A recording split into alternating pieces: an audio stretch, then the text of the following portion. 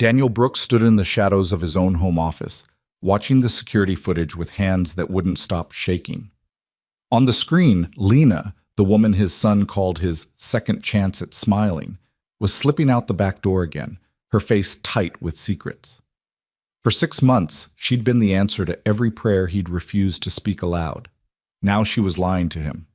And Daniel had been lied to before, by someone who'd sworn forever and left him holding a grieving child and a heart full of ashes. This time, he'd follow the truth wherever it led, even if it destroyed the only light his house had seen in 2 years. If you're watching from Seattle, Mumbai, Lagos, or anywhere in between, drop your city in the comments and hit that like button. Let's see how far this story about fear, trust, and second chances can travel. Now let me tell you how a single father's suspicion led him to a truth that would break him open and build him back entirely different. The house was too quiet again. Daniel Brooks noticed it the moment he stepped through the front door at 6:15 on a Thursday evening, his briefcase still heavy with contracts he hadn't finished reviewing. The silence wasn't empty. It was the loaded kind, the type that pressed against your eardrums and made you aware of your own breathing. He'd learned to read silence the way other men read stock reports, cataloging its textures and weights, understanding what each variety meant. This particular silence meant his son was upset. "Lena," Daniel called out, setting his briefcase on the marble console table in the foyer. His voice echoed in the 2-story entryway, bouncing off the chandelier his late wife had chosen during happier days. "Jamie." Footsteps on the stairs, light, quick, familiar. Lena Carter appeared on the landing, and Daniel felt that involuntary catch in his chest that had been happening more frequently over the past few months. She was 28, 9 years younger than him, with dark hair pulled back in a ponytail and eyes that managed to be both warm and guarded at the same time. She wore jeans and a soft blue sweater that his son had once declared made her look like a nice guy. "Mr. Brooks," she said, and there was that formality again, the careful distance she maintained even after 6 months of working in his home. "Jamie's in his room. He's having a difficult evening." Daniel was already moving toward the stairs. What happened? Nothing happened. Lena descended to meet him, and he caught the scent of her shampoo, something citrus and clean. "He had a good day at school. We did homework, had a snack. Then around 5:30, he just went quiet. You know how he gets." Daniel did know. His son carried grief like other 7-year-olds carried backpacks, as a constant weight that sometimes became too heavy to bear. There would be good days, even good weeks, and then something would trigger a memory, and Jamie would retreat into that hollow place where Daniel couldn't reach him. "I should go to him," Daniel said. He asked for space. Lena's hand touched his arm, brief and gentle. "Give him 10 minutes. He'll come down when he's ready." She was right. She was almost always right when it came to Jamie, but the urge to fix things, to make it better somehow, burned in Daniel's throat. He'd spent 2 years trying to be enough parent for a child who needed 2, and he still felt like he was failing most days. "How are you holding up?" Lena asked, and the question surprised him because people rarely asked Daniel Brooks how he was doing. They asked about his business, his portfolio, his plans for expansion. They asked if he needed anything for Jamie, but they didn't ask about the man himself. "I'm fine," he said automatically. Lena's expression suggested she didn't believe him, but she didn't push. That was another thing he'd learned about her. She knew when to press and when to let things breathe. "I need to head out a bit early tonight," she said, glancing at her watch. "I have an appointment at 6:45. Is that all right?" There it was again, the 3rd time this week she'd needed to leave early. The 5th time in 2 weeks if he was counting, and Daniel was definitely counting. He'd built a fortune in commercial real estate by paying attention to patterns, and Lena Carter had developed a pattern. "Another appointment?" He kept his voice neutral, but something flickered across her face. Anxiety, maybe guilt. "Yes, I'm sorry for the short notice. It won't affect Jamie's care. I've already prepared his dinner, and his reading homework is done. He just needs to practice his spelling words before bed." "What kind of appointment?" The question came out sharper than he'd intended. Lena's shoulders tensed almost imperceptibly. "Personal business, Mr. Brooks. Nothing you need to worry about." That phrase, "nothing you need to worry about," landed wrong. Because Daniel had heard variations of it before, in his previous life. when his wife Sarah had been slowly pulling away from him. Just meeting a friend. Just running an errand. Nothing you need to worry about. Until the day she'd gotten into a car accident rushing back from wherever she'd actually been, and Daniel had learned that sometimes the things you didn't worry about were exactly the things that destroyed you. "I'm not worried," he lied. "Just curious." "It's personal." Lena's voice was kind but firm. "I promise I'll make up any time if needed. Jamie's my priority." She moved past him toward the kitchen, and Daniel stood in the foyer feeling the familiar weight of suspicion settling over his shoulders. He hated this feeling, hated that he'd become the kind of man who questioned people's motives, who looked for deception in every unexplained absence. Sarah's death had broken something in him, some fundamental ability to take people at face value. But it wasn't just Sarah, was it? There'd been the business partner who'd embezzled funds while swearing loyalty, the contractor who'd promised quality while cutting corners, the nanny before Lena who'd seemed perfect until Daniel had discovered her posting photos of Jamie on her personal social media for likes and follows, using his son's grief as content for strangers. Trust, Daniel had learned, was a luxury he couldn't afford, not when his child's well-being was at stake. He climbed the stairs to Jamie's room and knocked softly on the door painted with planets and stars. "Buddy, can I come in?" "Yeah." The voice was small. Daniel found his son sitting on the floor beside his bed, holding the framed photograph he kept on his nightstand. Sarah at the beach, laughing, her hair wild in the wind. Jamie had his mother's eyes, that same clear gray that could show every emotion. "Hey." Daniel sat down beside him, his back against the bed frame. "Rough day?" I forgot what her voice sounded like. Jamie stared at the photograph. "I was trying to remember and I couldn't. Is that bad?" The question hit Daniel square in the chest. "No, buddy, that's not bad. That's what happens with time. But I don't want to forget." Jamie's eyes welled up. "What if I forget everything?" Daniel pulled his son against his side, feeling the small body shake with tears that didn't quite fall. "You won't forget everything, I promise. And we have videos, remember? We can watch them whenever you want to hear her voice. It's not the same." "I know."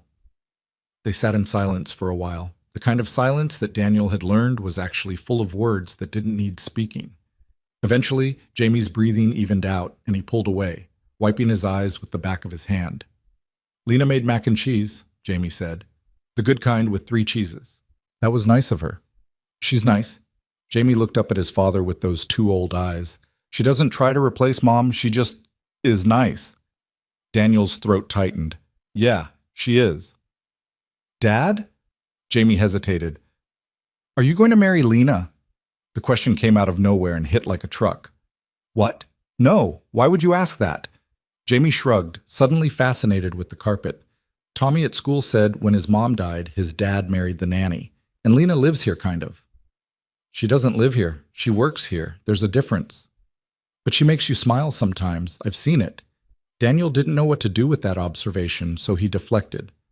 "Come on, let's go have some of that famous mac and cheese before Lena has to leave."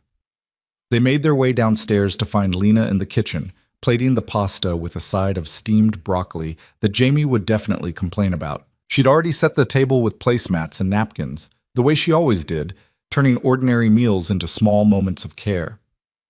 "There's my guy," she said when Jamie appeared. "Feeling better?" Jamie nodded and climbed into his chair.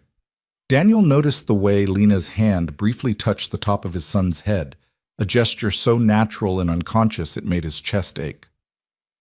"I made extra," Lena said to Daniel, "in case you haven't eaten." "I'm fine, thank you." "You say that a lot." She met his eyes across the kitchen island. "The I'm fine thing, but you always look tired." Before Daniel could respond, Jamie spoke up. "Dad works too much. That's what Grandma says." "Grandma needs to mind her business," Daniel said lightly, but he saw Lena smile. She glanced at her watch again. It was 6:35. "I really need to go." "Jamie, spelling words before bed, okay? And brush your teeth for 2 full minutes, not the 30-second version you think I don't notice." Jamie grinned around a mouthful of pasta. "Okay." Lena grabbed her bag from the counter, a worn canvas thing that had seen better days, and headed for the door. Daniel followed her, that gnawing feeling in his gut growing stronger. "Lena." He caught up to her in the foyer. "These appointments. Is everything all right? If you're having some kind of trouble—" She turned to face him, and for just a second, he saw something raw in her expression. Exhaustion, maybe stress, definitely something that looked like pain. But then it was gone, replaced by that professional warmth. "Everything's fine, Mr. Brooks. I promise. I'll see you tomorrow at 8. And then she was gone, the door closing softly behind her. Daniel stood there for a long moment, listening to her car start in the driveway, watching through the sidelight window as her taillights disappeared down the tree-lined street. Behind him, he could hear Jamie humming while he ate, a sound that had been absent from this house for so long before Lena arrived. 6 months ago, Daniel had been drowning. Jamie had been drowning. The house had felt like a mausoleum, and every nanny Daniel hired lasted less than a month before they couldn't handle a grieving child's mood swings and a widower's emotional unavailability. Then Lena had walked in for the interview with no fancy credentials, no child psychology degree, just a quiet confidence and references from families who called her a miracle worker. She'd sat with Jamie that first day while he'd had a complete meltdown about his shoes. Sarah had always tied his shoes, and he couldn't bear having someone else do it, and Lena had simply waited it out. No platitudes, no forced cheer, just patient presence. "Sometimes," she'd told Jamie softly, "the hard feelings need to be big for a while before they can get small again. That's okay. I'll wait." She'd been with them every day since, and slowly, impossibly, light had started creeping back into the corners of their lives. Jamie smiled again. He told jokes. He talked about his mom without falling apart every time. He started sleeping through the night. Lena had given them back something Daniel thought was lost forever, the possibility of being okay. And now she was lying to him, or at the very least, hiding something. Daniel walked back to the kitchen where Jamie was finishing his dinner. His son had mac and cheese on his cheek and was carefully separating the broccoli into a pile he clearly hoped to abandon. "Nice try with the vegetables," Daniel said, sitting down across from him. "They're green. Green food is suspicious. Your mother used to say the same thing." Daniel felt the familiar pang, but pushed through it. "Eat half. Deal?" "Deal." While Jamie reluctantly chewed broccoli, Daniel pulled out his phone and opened the app connected to their home security system. He'd installed cameras after the social media incident with the previous nanny. Not to spy, he told himself, just to ensure Jamie's safety. The cameras covered the main rooms, the backyard, and the driveway. He pulled up the footage from the past week and started reviewing Lena's departures. Monday, left at 6:40, driving east toward downtown. Tuesday, no early departure. Wednesday, left at 6:35, same direction. Thursday, currently leaving at 6:40, same route. Daniel's jaw tightened. Whatever these appointments were, they were consistent, scheduled, and Lena was going to significant lengths to avoid discussing them. "Dad?" Jamie's voice pulled him back. "You're doing the worry face." "What worry face?" "The one where your eyebrows do the thing," Jamie demonstrated, scrunching his forehead. Daniel forced his expression to relax. "Sorry, just thinking about work." "You think about work too much. Lena says your brain needs rest too, not just your body." "Lena says a lot of things, apparently." "She's smart." Jamie pushed his empty plate away. "Can I play video games before spelling words?" "Spelling words first, then 30 minutes of games." Jamie groaned but headed toward the living room where they kept his educational workbooks. Daniel remained at the table, staring at his phone screen, at the frozen image of Lena's car pulling out of the driveway. He thought about the way she'd looked when he'd asked about the appointments, that flash of something in her eyes that could have been fear or guilt or simply exhaustion. He thought about how she'd avoided direct answers, how she'd put up walls while still being kind. He thought about Sarah and the walls she'd built, and how he'd told himself everything was fine right up until it wasn't. His phone buzzed with a text from his mother. "Taking Jamie this weekend? I'd love to see my grandson." Daniel typed back, "He'd like that. I'll drop him off Saturday morning." Another message appeared. How are you doing? Really? The same question Lena had asked. Daniel didn't answer it any more honestly this time. Fine. Busy with work. Daniel, you can't work forever. Jamie needs you present, not just paying bills. He set the phone down without responding because his mother was right and he didn't want to admit it. Work was easier than feeling. Contracts and negotiations had clear outcomes, definitive wins and losses. Grief was messier, parenting was messier, and whatever was happening with Lena was messier still. Dad, Jamie called from the living room. How do you spell necessary? Sound it out first.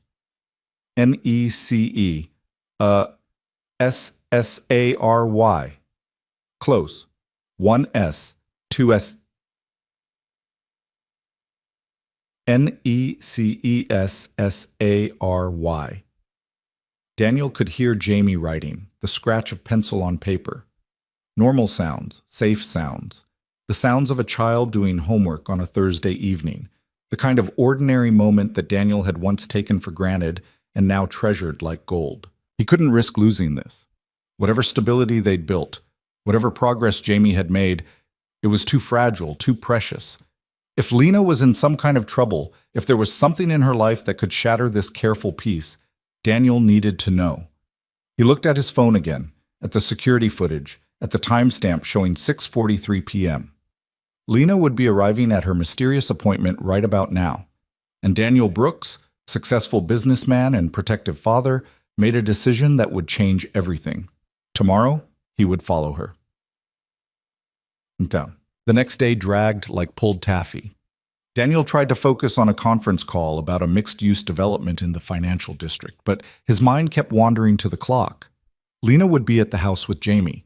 They'd be doing the usual routine, after-school snack, homework, maybe a walk to the park if the weather held. And at 6:30 or 6:40, she'd leave for her appointment, and Daniel would be ready. He'd arranged to work from home, something he rarely did anymore. The house felt different during the day when he was there. Less like a museum, more like a space that people actually inhabited. He could hear Lena and Jamie in the kitchen around 4, their voices carrying up to his office. Can we make cookies? Jamie was asking. We don't have chocolate chips. We could use raisins. Raisins are nature's chocolate chips. Lena laughed, a sound that seemed to make the whole house brighter. Absolutely nobody has ever said that. But okay, we can make oatmeal raisin cookies. Your dad won't mind? Dad loves cookies. He just pretends he doesn't because adults are weird about sugar. Fair point. Daniel found himself smiling despite the knot of anxiety in his stomach. He saved his work and headed downstairs, following the smell of butter and cinnamon. Jamie was standing on a step stool at the counter, carefully measuring flour into a bowl while Lena supervised. His son had flour on his nose and concentration on his face. Smells good in here, Daniel said from the doorway. Both of them turned. Jamie's face lit up. Dad, we're making cookies, the raisin kind, because Lena says chocolate chips are for quitters. I did not say that. Lena was fighting a smile. I said we're being creative with available resources. You're home early, Jamie observed. Are you sick? Can a father just want to spend time with his son? You never come home early. Jamie stated it as simple fact, without judgment, which somehow made it worse. Daniel felt Lena's eyes on him, assessing. Slow day at the office, he said, which was a lie. He had 17 emails waiting for responses and a contract negotiation that needed his attention. But those things could wait. You want to help? Lena offered. We're at the mixing stage. And somehow Daniel found himself standing at the counter with an apron tied around his waist, stirring cookie dough while Jamie added raisins one at a time and counted them aloud. Lena moved around the kitchen with easy efficiency, cleaning as they went, making the whole process look effortless. My mom used to make cookies, Jamie said suddenly. Chocolate chip ones. She'd let me eat the dough even though you're not supposed to. The kitchen went still. These moments still happened. Unexpected mentions of Sarah that could either derail the entire day or pass by like clouds. That was one of her rebellions, Daniel said carefully. Cookie dough and staying up past bedtime. And singing in the car too loud, Jamie added. Definitely that. Lena didn't say anything, just kept wiping down the counter, giving them space to remember. Your cookies are going to be great too, Jamie told her. Different, but great. Thanks, buddy. Lena's voice was soft. That means a lot.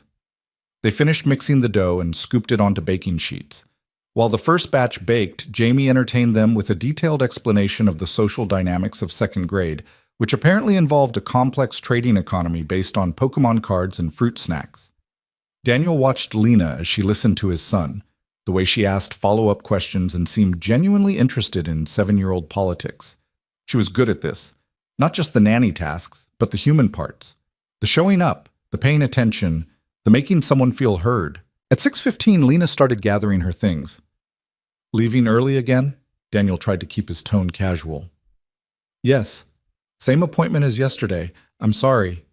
You apologize a lot for these appointments. He watched her face carefully. Must be important. Something flickered across her expression, that same guarded look. They are. To me. Lena, if you need help. I don't need help, Mr. Brooks. I need understanding. She met his eyes directly. I'm handling my personal business, and it's not affecting my work with Jamie. That's all you need to know. The words were polite but firm, and they stung more than they should have. Because she was right. Technically, she wasn't obligated to share her personal life with him. But it didn't feel right, these secrets between them, not when she spent so much time in their home, in their lives. Okay, Daniel said. I'll see you Monday then. Lena nodded, told Jamie to be good over the weekend, and headed out. Daniel waited until he heard her car start before he grabbed his own keys. Stay inside, buddy. Lock the door. I'll be back in 20 minutes. Where are you going? Forgot something at the office. You'll be okay? Jamie looked uncertain, but nodded. Daniel hated leaving him, but he'd set up the security system so he could monitor the house from his phone. Jamie would be fine for a short time. Daniel got into his car, a black BMW that blended into traffic easily, and pulled out of the driveway. Lena's white Honda was 3 cars ahead at the stop sign. He followed at a careful distance, keeping other vehicles between them. She headed east, just like the security footage had shown. Through the upscale neighborhood where Daniel lived, past the shopping district with its boutiques and cafes, into older parts of town where the buildings got shorter and the paint got more faded. Daniel's hands tightened on the steering wheel. What was she doing in this part of town? Lena turned onto a street lined with warehouses and auto repair shops. Daniel followed, his heart rate picking up. This didn't look like any kind of appointment location. This looked like... She pulled into the parking lot of what appeared to be an abandoned community center. The building was brick, 2 stories, with windows that were either boarded up or covered with heavy curtains. A hand-painted sign over the door read, Safe Harbor, in faded letters. Daniel parked across the street behind a panel van and watched as Lena got out of her car. She looked tired, more tired than she ever seemed at his house. She pulled a bag from her trunk, something heavy that made her adjust her grip, and headed for the door.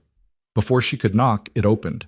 A woman appeared, older, maybe 60, with gray hair and a bun. She smiled at Lena, said something Daniel couldn't hear, and ushered her inside. Daniel sat in his car, staring at the building, Safe Harbor. What the hell was Safe Harbor? He pulled out his phone and searched the name along with the address. The results were sparse. A Facebook page that hadn't been updated in 6 months, a few mentions in local news articles about community outreach, and a listing on a nonprofit directory that described it as a community center providing support services for at-risk youth and families. At-risk youth. Daniel's stomach dropped. Was Lena in some kind of trouble? Was she involved in something illegal? He was being ridiculous.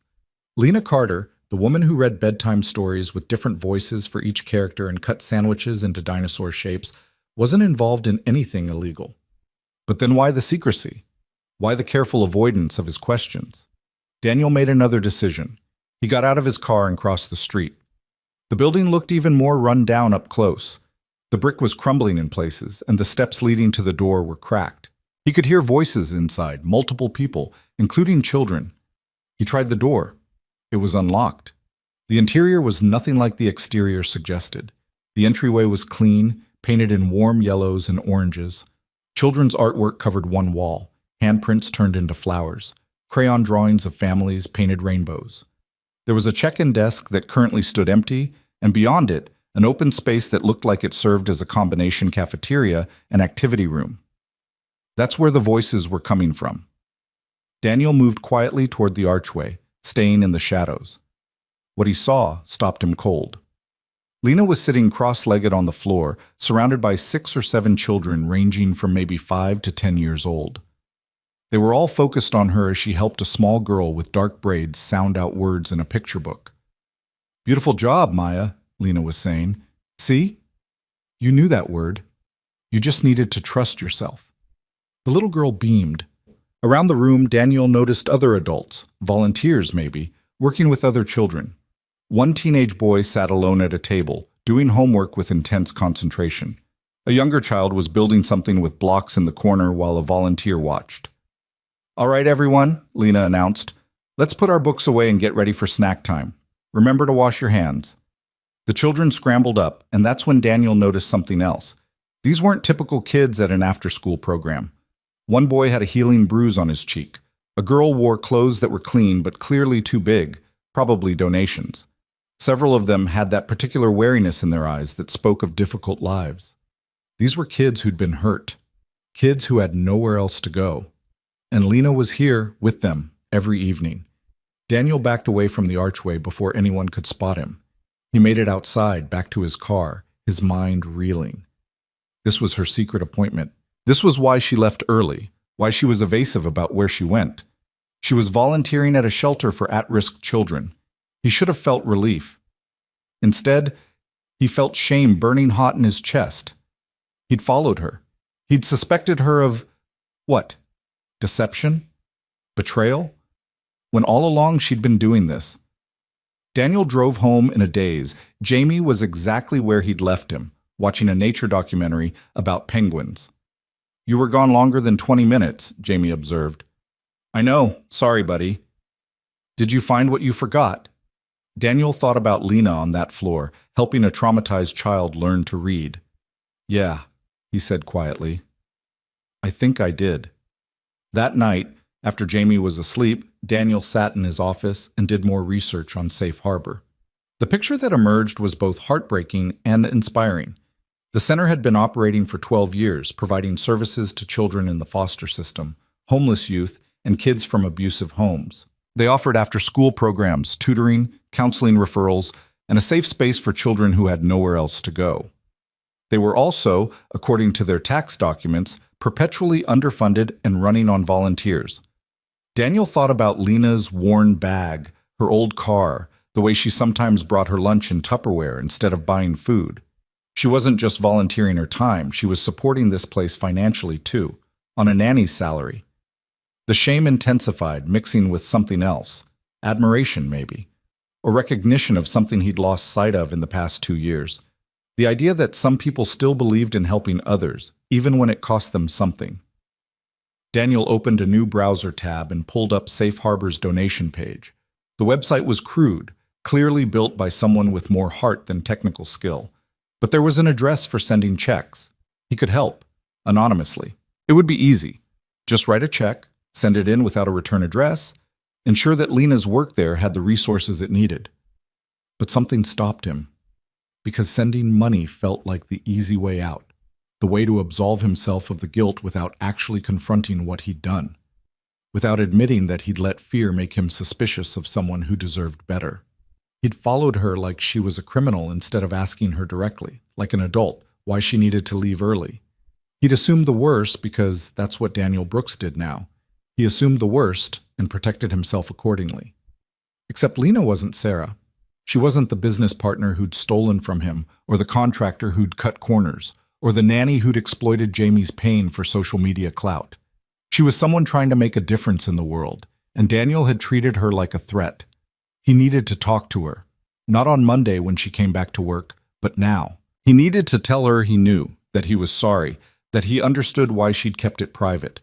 Daniel grabbed his phone and pulled up her number. His thumb hovered over the call button. What would he even say? "Hey, I followed you to your volunteer job because I'm a paranoid widower who can't trust anyone anymore." He set the phone down. Monday. He'd talk to her on Monday. He'd apologize, offer to support the center, make it right somehow. But Monday felt very far away, and the weight in Daniel's chest, part shame, part something else he couldn't quite name, felt impossibly heavy. In his son's room, Jamie slept peacefully, his breathing even and calm. The photo of Sarah still sat on the nightstand, her smile frozen in that moment of perfect happiness. "I'm trying," Daniel whispered to the photograph. "I'm trying to do better." But he wasn't sure if he was talking to his late wife or to himself. The weekend passed in a fog of guilt and second-guessing. Daniel took Jamie to his mother's house on Saturday morning as planned, enduring her pointed questions about why he looked so tired and whether he was taking care of himself. He deflected with practiced ease, the same way he deflected most uncomfortable conversations these days.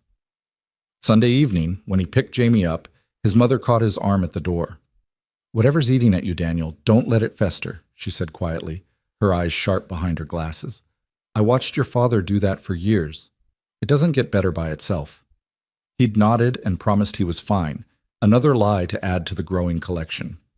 Now it was Monday morning, and Daniel was sitting in his home office pretending to review a property acquisition proposal while actually listening for the sound of Lena's car in the driveway. Jamie was already dressed for school, eating cereal at the kitchen counter and explaining the plot of the Penguin documentary to anyone who would listen. At 7:55, Lena's Honda pulled up. Daniel's hands went clammy. He heard the front door open, heard Lena's cheerful greeting to Jamie, heard his son's excited response about the cookies they'd made and how Grandma had declared them surprisingly edible for raisin-based desserts. Daniel forced himself to wait 10 minutes before heading downstairs. When he entered the kitchen, Lena was packing Jamie's lunch while his son searched for his library book. "Morning, Mr. Brooks," Lena said, glancing up. Her smile was professional, warm, completely unaware that Daniel had spent the weekend drowning in shame. "Morning, Lena, do you have a minute before you take Jamie to school?" Something flickered in her expression, wariness maybe. "Of course." "Jamie, go brush your teeth again. You missed the back molars." "I did not." "You always miss the back molars. Go." Jamie grumbled but headed upstairs. Daniel waited until he heard the bathroom door close before turning to Lena. "I need to apologize to you." Lena set down the sandwich she'd been wrapping. "For what?" "Friday night. I followed you to Safe Harbor." The color drained from her face. For a long moment she just stared at him, and Daniel watched a dozen emotions cross her features: shock, anger, hurt, betrayal. "You followed me." Her voice was flat, carefully controlled. "I know how that sounds. You followed me to my personal appointment, the one I specifically told you was private. I was worried. You were being secretive, leaving early multiple times a week, and I have a child to protect." "From me?" The words came out sharp. "You thought you needed to protect Jamie from me?" "I didn't know what to think. I've been burned before, Lena. I've trusted people who didn't deserve it, and I couldn't take that risk with my son." "So you stalked me instead of having an adult conversation." Lena grabbed her bag from the counter. "That's quite an approach to trust issues, Mr. Brooks." "I'm trying to apologize." "Are you?" "Because it sounds more like you're trying to justify violating my privacy." Her hands were shaking. "I work in your home. I care for your child. I show up every single day and give everything I have to this job, and you followed me like I was some kind of criminal." "I know, you're right. It was wrong, and I'm sorry." "Why?" She turned to face him fully. "Why did you follow me? What did you think you were going to find?" Daniel struggled to put his fears into words. I don't know what I thought. Something that would hurt Jamie, something that would take you away from us." "And instead you found what? Children who need help? Is that so terrible?" "No, it's incredible. What you do there, the time you give, the time I give is mine, Mr. Brooks. My hours outside this job belong to me. I don't owe you an explanation for how I spend them." "You're right. You don't." Lena's eyes were bright with unshed tears. "Do you have any idea how humiliating this is? I specifically didn't tell you about Safe Harbor because I knew you'd do exactly this. Try to fix it, throw money at it, turn it into some charity project. Those kids aren't a project. They're real people with real trauma, and they deserve privacy and dignity, not some rich guy's guilt money." The words hit like physical blows. "I wasn't trying to." "Yes, you were. You're already thinking about it, aren't you? how much you can donate, what resources you can provide. Because that's what people like you do. You write checks instead of showing up. You fix problems from a distance instead of getting your hands dirty. That's not fair, isn't it? Lena swiped at her eyes. I've been working with those kids for 3 years. 3 years of showing up every night I can, of sitting with them through nightmares and panic attacks, of helping them learn to trust adults again after adults failed them. And you followed me there after 6 months of working for you because you couldn't trust me enough to just ask. Jamie's footsteps sounded on the stairs. Both adults fell silent, rearranging their faces into something approximating normal. Ready, Jamie announced, backpack bouncing. Great, let's go. Lena's voice was bright and false. She looked at Daniel. We'll finish this conversation later. She ushered Jamie out the door before Daniel could respond. He watched through the window as she buckled his son into the car, saw the way she forced a smile for Jamie's sake, saw his son chattering away, completely unaware of the tension. The car pulled out of the driveway, and Daniel was left standing in his kitchen feeling like he'd just destroyed something precious without fully understanding how. He couldn't focus on work. The property acquisition sat untouched on his desk while he paced his office, replaying the conversation. Lena's words echoed in his head. You write checks instead of showing up. Was that what he did? Was that who he'd become? He thought about the past 2 years, about how he'd handled Sarah's death. He'd thrown himself into work, hired the best therapist money could buy for Jamie, arranged play dates with the children of other wealthy families, enrolled his son in expensive programs designed to help grieving children. He'd written checks and made arrangements and organized everything from a careful distance. He'd managed his grief like a business problem, something that could be solved with enough resources and proper delegation. And it had worked, sort of. Jamie was doing better, the house functioned, life moved forward.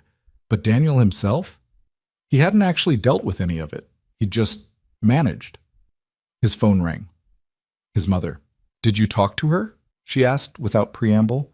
How did you? You had that look on your face yesterday. The one you get when you've done something you regret but haven't fixed yet. Did you apologize? I tried. It didn't go well. Good. Daniel blinked. Good? You need someone in your life who doesn't let you off easy. That girl, Lena, she's the best thing that's happened to you and Jamie in 2 years. Don't lose her because you're too proud or too scared to actually be vulnerable. I'm not. You are. You've been hiding behind work and routine and that house that's too big for 2 people. You need to actually feel things, Daniel. You need to let people in. After they hung up, Daniel sat with those words. Let people in. When was the last time he'd actually done that? When had he last had a real conversation with someone? The kind where you admitted you were struggling or scared or confused. Sarah had been the last person he'd been truly vulnerable with. And then she died, and the walls had gone up, and Daniel had convinced himself it was safer this way. Except it wasn't safer. It was just lonelier. The morning crawled by. At 11:30, Lena returned from dropping Jamie at school. Daniel heard her come in through the front door, heard her footsteps in the kitchen. He found her unloading the dishwasher, her movements sharp and efficient. Lena. She didn't look up. I have work to do, Mr. Brooks. Please, can we talk about this?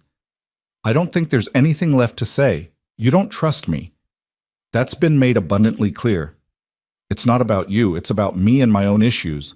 Don't. She finally met his eyes. Don't make this about your trauma.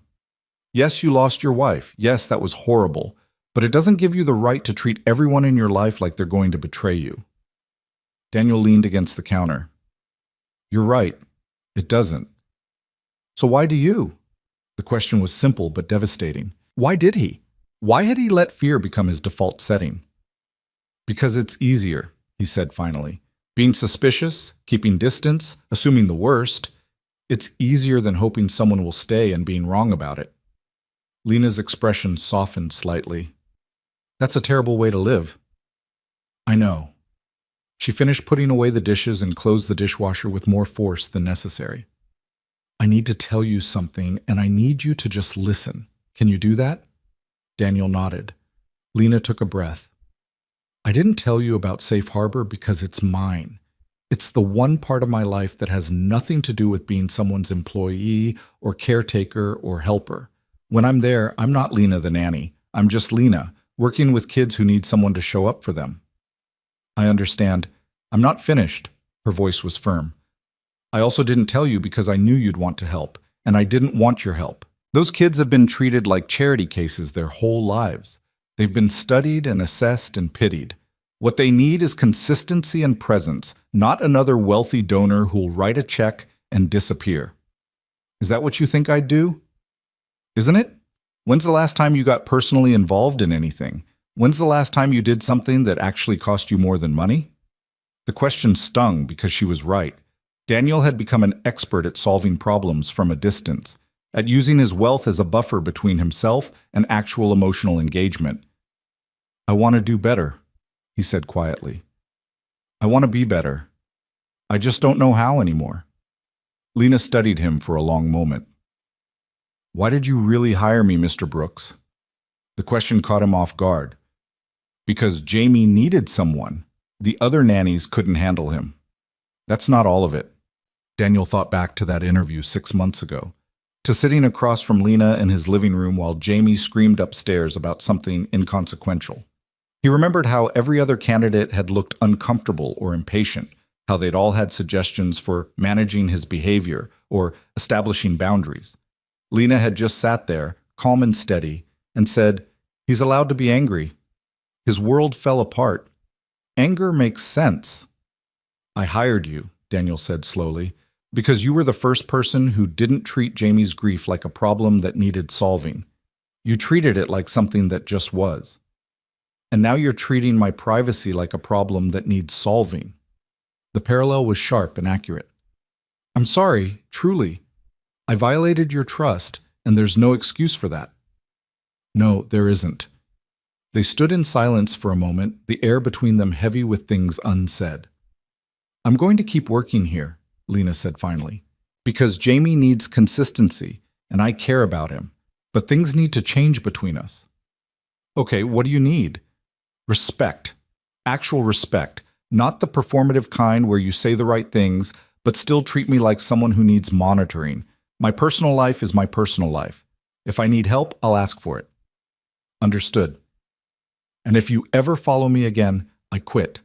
I don't care how much Jamie needs me. I won't work for someone who stalks me. Fair. That won't happen again.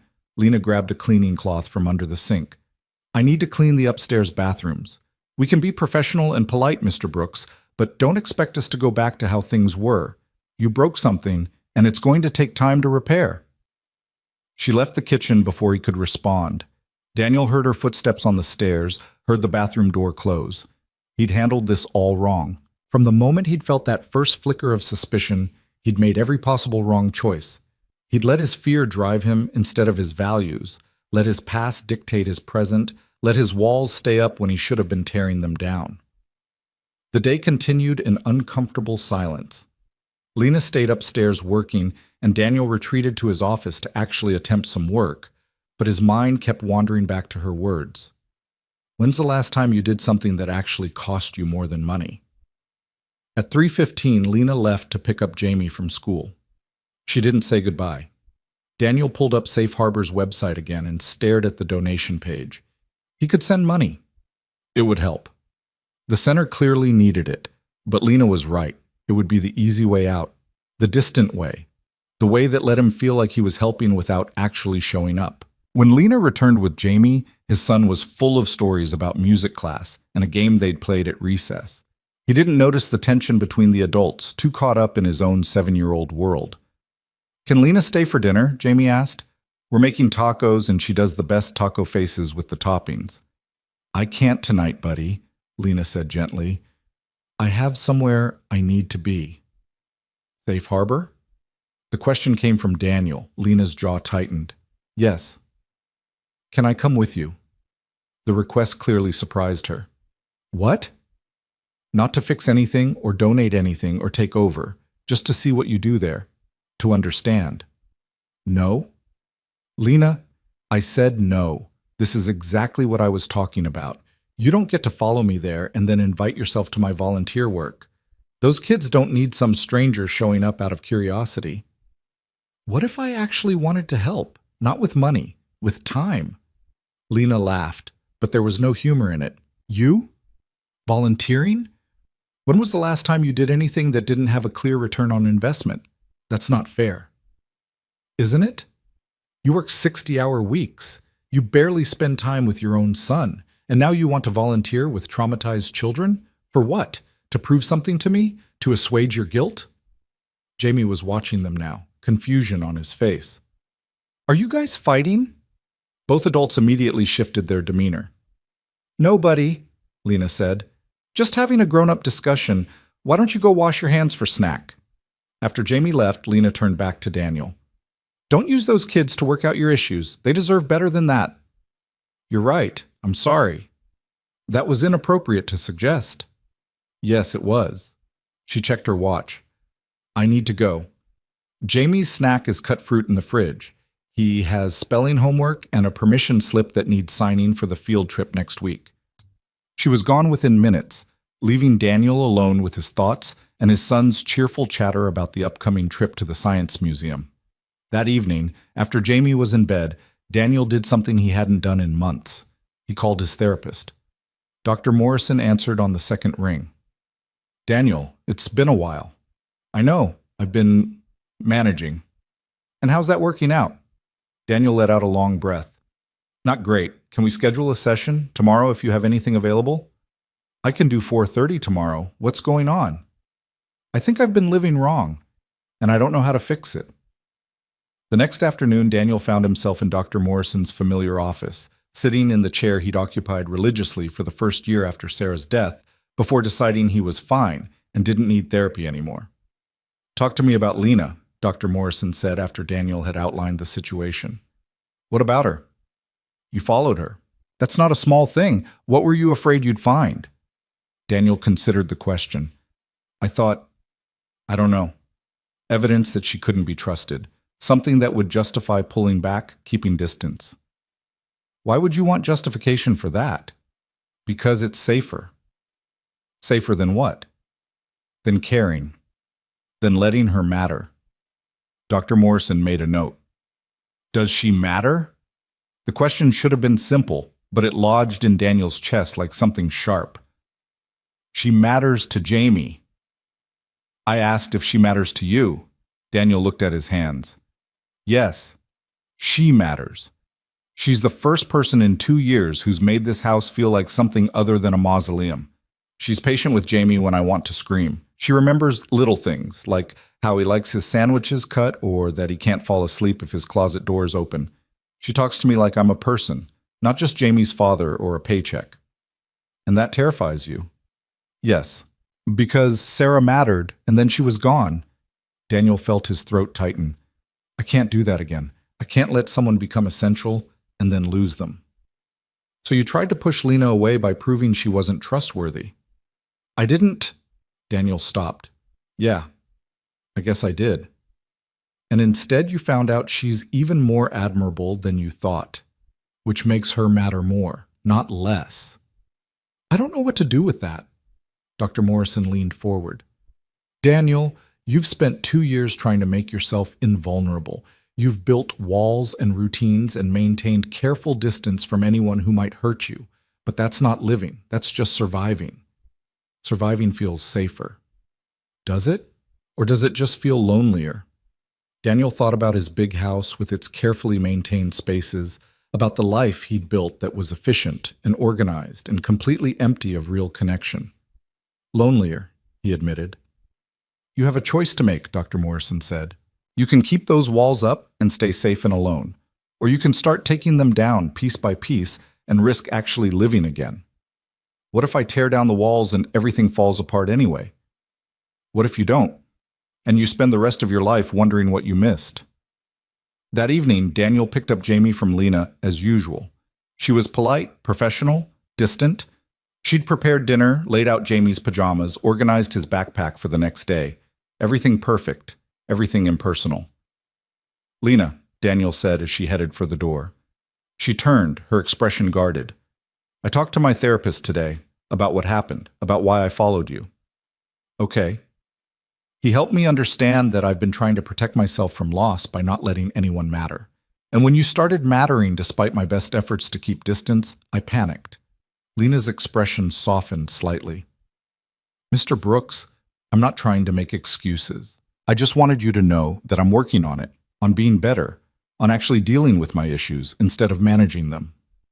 That's good. I hope it helps you. I also wanted to tell you that you were right. About everything, about me writing checks instead of showing up, about me keeping distance, about me treating everyone like they're going to betray me. You were absolutely right. I wasn't trying to be cruel. You weren't cruel. You were honest, and I needed to hear it. Daniel took a breath. I don't expect you to forgive me. I just wanted you to know I'm trying to change. Lena studied him for a long moment. Change is hard, Mr. Brooks, especially when you've been doing things the same way for a long time. I know, but staying the same isn't working anymore. No, she agreed quietly. I don't suppose it is. She left without saying anything else, and Daniel watched her taillights disappear down the street, feeling the weight of everything broken and everything that might still be fixable. Over the following weeks, something shifted in the house on Maple Street. The change was subtle at first, like the way seasons transition before you fully realize summer has become fall. Daniel started coming home earlier, not every day, but often enough that Jamie stopped looking surprised when his father appeared before dinner. He asked Lena questions about her day, real questions that required more than yes or no answers, and he listened to her responses without checking his phone or thinking about work. Lena remained cautious, professional, keeping that careful distance she'd established after the Safe Harbor incident. But Daniel noticed small things. The way her shoulders relaxed slightly when he came into the kitchen, how she'd occasionally share a story about something funny Jamie had said during the day, the ghost of a smile when Daniel attempted to help with dinner and proved himself spectacularly incompetent at chopping vegetables. You're holding the knife wrong, she said one evening, watching him massacre a bell pepper. There's a wrong way to hold a knife? Apparently there's a Daniel Brooks way to hold a knife, which involves maximum inefficiency and potential finger loss. She moved beside him, her hand briefly covering his to adjust his grip. Like this. Curl your other fingers back so you don't lose a knuckle. The casual touch surprised them both. Lena stepped back quickly, and Daniel focused intently on the pepper, trying not to think about how her hand had felt warm against his. Jamie watched these interactions with the peculiar intensity of a child who notices everything adults think they're hiding. One night at dinner, he announced, "You guys are being weird." "Weird how?" Daniel asked. "I don't know. Different weird. You're home more, and Lena smiles more, and everyone's too polite." Jamie stabbed at his broccoli. "It's like when Tommy's parents got divorced and they were super nice to each other all the time. Are you getting divorced?" "We're not married, buddy," Lena said gently. "Then what's happening?" Daniel and Lena exchanged a glance. How did you explain to a 7-year-old that the adults in his life were trying to figure out how to be around each other after trust had been broken? "Sometimes grown-ups have disagreements," Daniel said carefully. "And then we have to work through them. That's what we're doing." "Did you have a fight?" "Something like that." "About what?" "About trust," Lena said, "and privacy. And how to treat people with respect." Jamie considered this. "Did Dad do something dumb?" Despite the tension, Lena laughed. "Why do you assume it was your dad?" "Because he does dumb stuff sometimes, like when he tried to make pancakes and set off the smoke alarm, or when he wore 2 different shoes to my parent-teacher conference." "Those were honest mistakes," Daniel protested. "They were dumb," Jamie said with the brutal honesty of childhood. "So what dumb thing did you do this time?" Daniel met Lena's eyes across the table. She gave a small nod, leaving it to him. "I didn't trust Lena when I should have," Daniel said.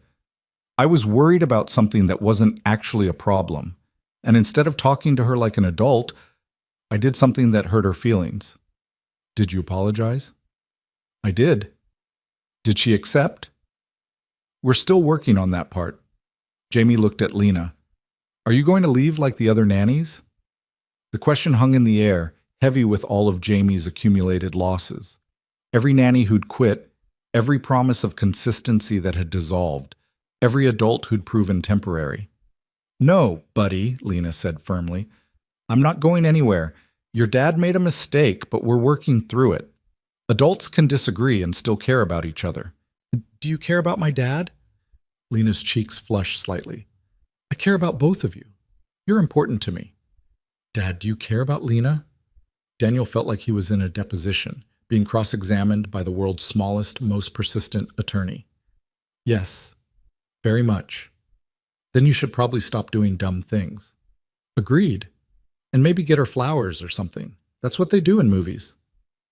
After Jamie went to bed, Lena lingered in the kitchen while Daniel loaded the dishwasher. The silence between them was less hostile than it had been, softer around the edges. He's perceptive, Lena said finally. Too perceptive. I think he's been reading psychology books. He's just a kid who's learned to pay attention to adult moods. That's what happens when your world falls apart once.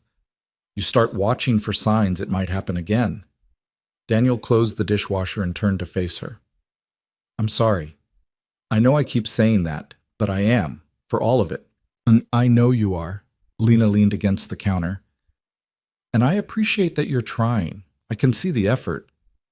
But trust isn't rebuilt overnight. You showed me who you become when you're scared, someone who spies instead of communicates. That's hard to forget. I understand. Do you? Lena's voice was gentle but direct. Because I need you to really understand what you did. Those kids at Safe Harbor, they've been surveilled their whole lives. Social workers showing up unannounced, foster parents checking their belongings, teachers watching for signs of trauma. They're never allowed privacy, never allowed to just exist without someone monitoring them. I didn't think about it that way. I know you didn't. That's the problem. You saw a mystery that made you uncomfortable, and you solved it the way you solve business problems, through investigation and control. But people aren't business problems, Daniel. The use of his first name startled him. She'd never called him anything but Mr. Brooks in all their months together. Sorry, she said quickly. That was unprofessional. No, it's fine. Actually, I prefer it. Mr. Brooks makes me feel like my father. Your mother calls you Daniel. She's my mother. She's allowed. Lena smiled slightly. What would you prefer, if not Mr. Brooks? Daniel is fine. When we're alone, I mean, in front of Jamie, whatever feels appropriate. Okay, Daniel. She tested the name like trying on new clothes. That's going to take some getting used to. We've got time. The words hung between them, a promise and a question. Did they have time? Was Lena really staying, or was she just being kind to a grieving child while planning her exit? I meant what I said to Jamie, Lena offered, reading his expression. I'm not leaving. I care about him too much. And despite recent events, I think I'm good for him. You're more than good for him. You're essential. Don't do that. Do what? Put that weight on me. I'm not essential. I'm helpful. I'm consistent. I care deeply. But Jamie would survive without me. Kids are resilient. I'm not sure I would survive without you. The confession came out before Daniel could stop it, raw and honest and probably wildly inappropriate. Lena's eyes widened. Daniel? I don't mean that in a romantic way, he said quickly, though he wasn't entirely sure that was true. I just mean that you brought life back into this house. Before you, we were just going through motions. Jamie was drowning, and I was drowning, and we were both pretending to be fine. You taught us how to actually live again. Lena was quiet for a long moment. That's a lot of responsibility to put on one person. I know. I'm sorry. I'm not trying to pressure you or make you feel obligated. I just wanted you to know what you mean to us. I appreciate that. But Daniel, you need to understand something. I can help Jamie heal. I can be consistent and caring and present. But I can't fix everything. I can't replace his mother. And I can't be the only source of light in your life. That's not sustainable for any of us. What are you saying? I'm saying you need more than just me and Jamie. You need friends, community, connection. You need a life outside of work and parenting. Because if you make me and Jamie your whole world, eventually that weight will crush all of us. Daniel had never thought about it that way, but she was right. Since Sarah's death, his world had contracted to 2 points, his son and his work. Everything else had fallen away. Friends had stopped calling after he'd declined enough invitations. His hobbies had disappeared. He couldn't remember the last time he'd done something purely for himself. "I don't know how to do that anymore," he admitted. "Build a life, I mean. Make friends." Sarah was the social one. She made plans and invited people over and kept us connected. Without her, I just stopped. "I know it's hard, but you have to try. For Jamie's sake as much as your own. He needs to see you as a whole person with interests and relationships, not just as his dad who works all the time." "Will you help me?" Lena raised an eyebrow. "Help you make friends? I'm not running a social skills training program here." "No, but you could tell me when I'm being too isolated. Call me out on it the way you call me out on other things. That's not my job." "I know, but you're good at it. The calling me out part, I mean." She smiled despite herself. "You make it easy. You're very call-outable." Is that a word? It is now. The next morning brought rain, the heavy Seattle kind that turned the world gray and made everything feel muted. Lena arrived with damp hair and rain-spotted shoulders, shaking out her umbrella in the foyer. "Monsoon season, apparently," she said. Jamie thundered down the stairs, already complaining about having to wear rain boots. "They make my feet feel weird." "Your feet are weird," Lena countered. "The boots are just honest about it." "That doesn't even make sense." "Welcome to life, buddy. Most of it doesn't make sense." Daniel watched them bicker affectionately while Jamie struggled into his boots and something in his chest loosened. This, he thought, this easy warmth, this casual teasing, this normalcy. This was what he'd been afraid of losing. After Lena left with Jamie for school, Daniel forced himself to do something he'd been avoiding. He called his college roommate Marcus, who he hadn't spoken to in over a year. "Brooks, is this a pocket dial?" Marcus answered. "No, it's intentional. How are you?" "Suspicious. You never call unless someone died or you need something. Nobody died, right?" "No, I just wanted to talk." There was a pause. "Okay, who is this really? Because Daniel Brooks doesn't just want to talk." "I'm trying to be better about staying connected." "Did your therapist assign this as homework?" "Something like that." Marcus laughed. "All right, I'll bite. What's going on?" They talked for 20 minutes about nothing important. Marcus's new job, his wife's pregnancy, mutual friends from college who were now scattered across the country. It felt awkward at first, like trying to use muscles that had atrophied, but by the end Daniel realized he'd enjoyed it. "We should get lunch," Marcus said, "assuming you eat lunch and don't just survive on coffee and spite." "I eat lunch occasionally. Next week. Tuesday. I'll text you a place downtown." After they hung up, Daniel felt oddly accomplished, like he'd just completed some difficult task. One phone call. One small step toward having a life outside of work and Jamie. Lena noticed when she returned that afternoon. "You look different." "Different how?"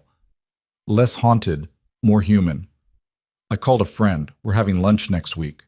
Lena's face lit up. "Daniel, that's great. See? You can do this." "It's just lunch.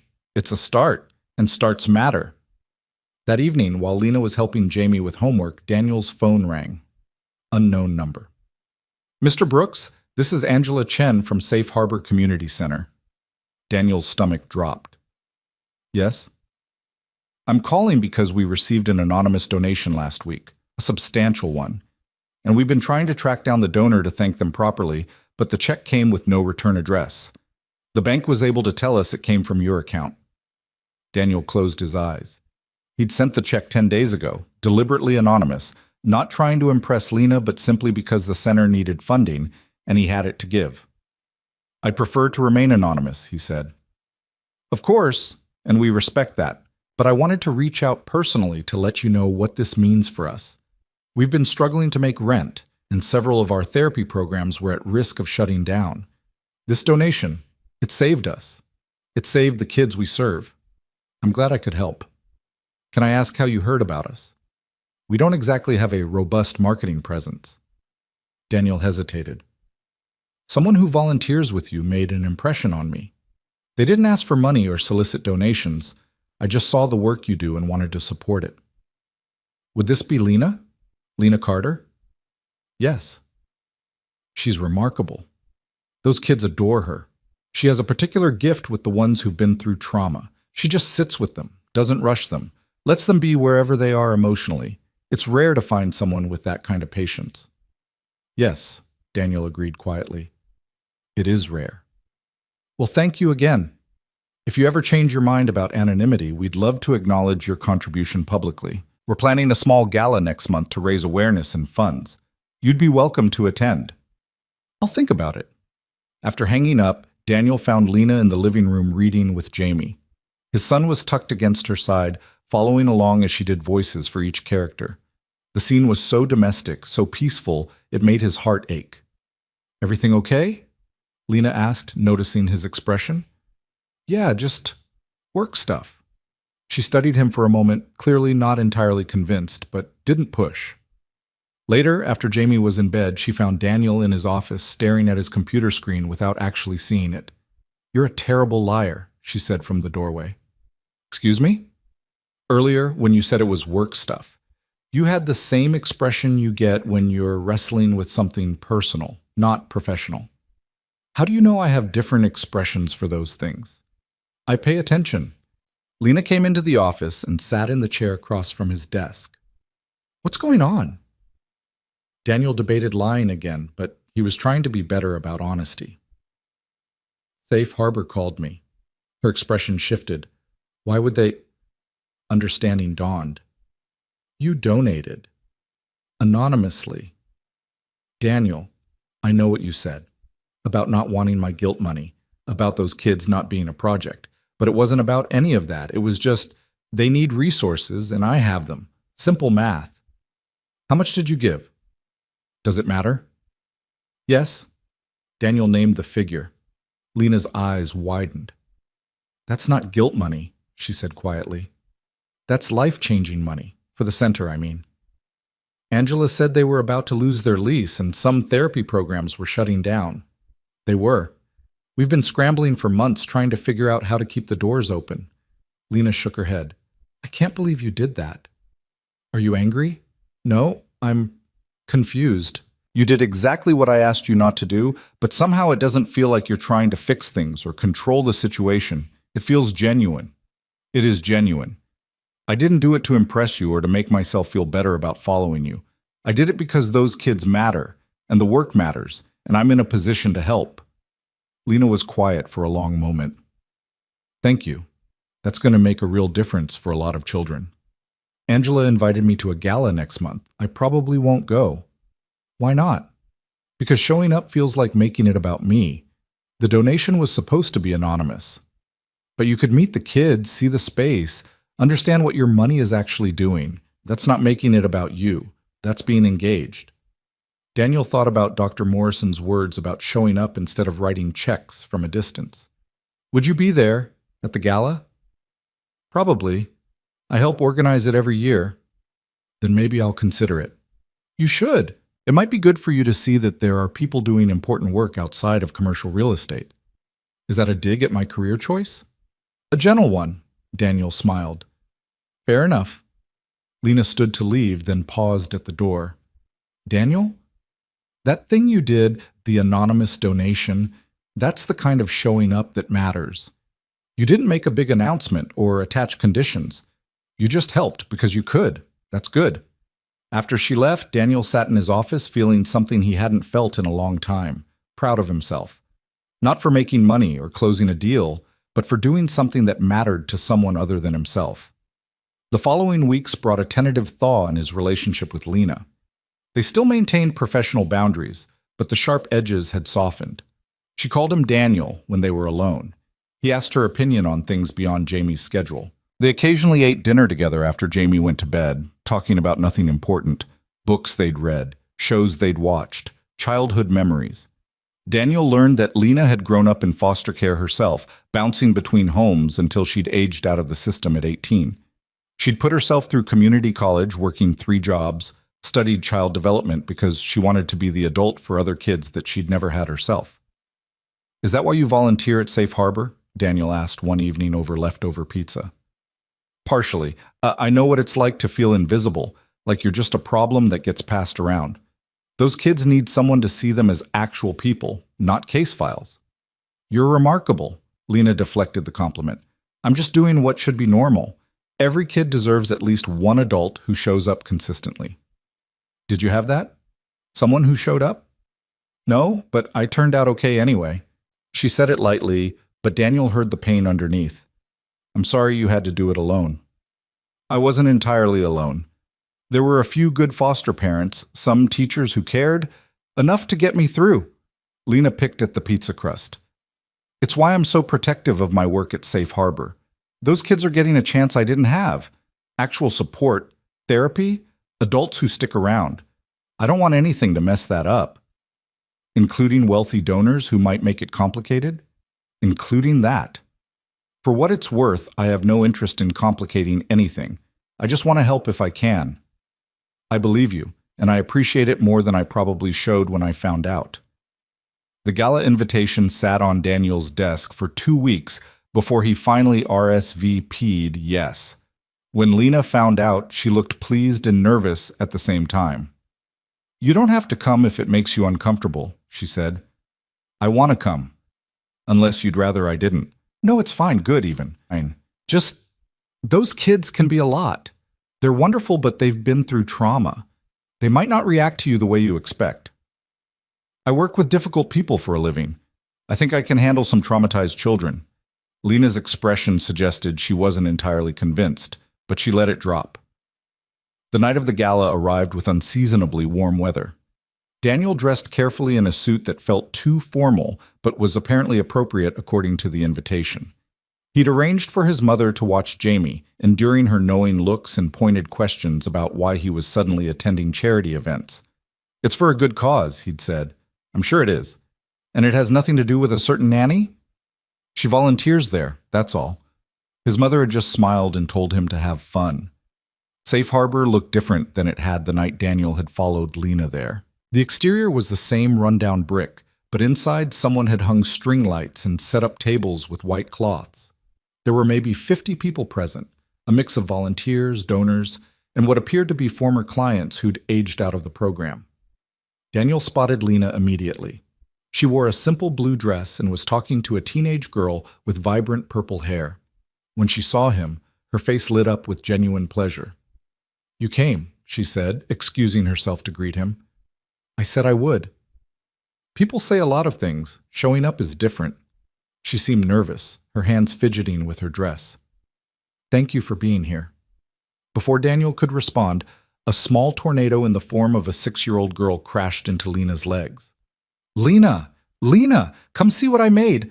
It's a painting of you, but I made your hair too big, and Ms. Angela says it's abstract. Maya, use your inside voice, Lena said gently, smoothing the girl's hair.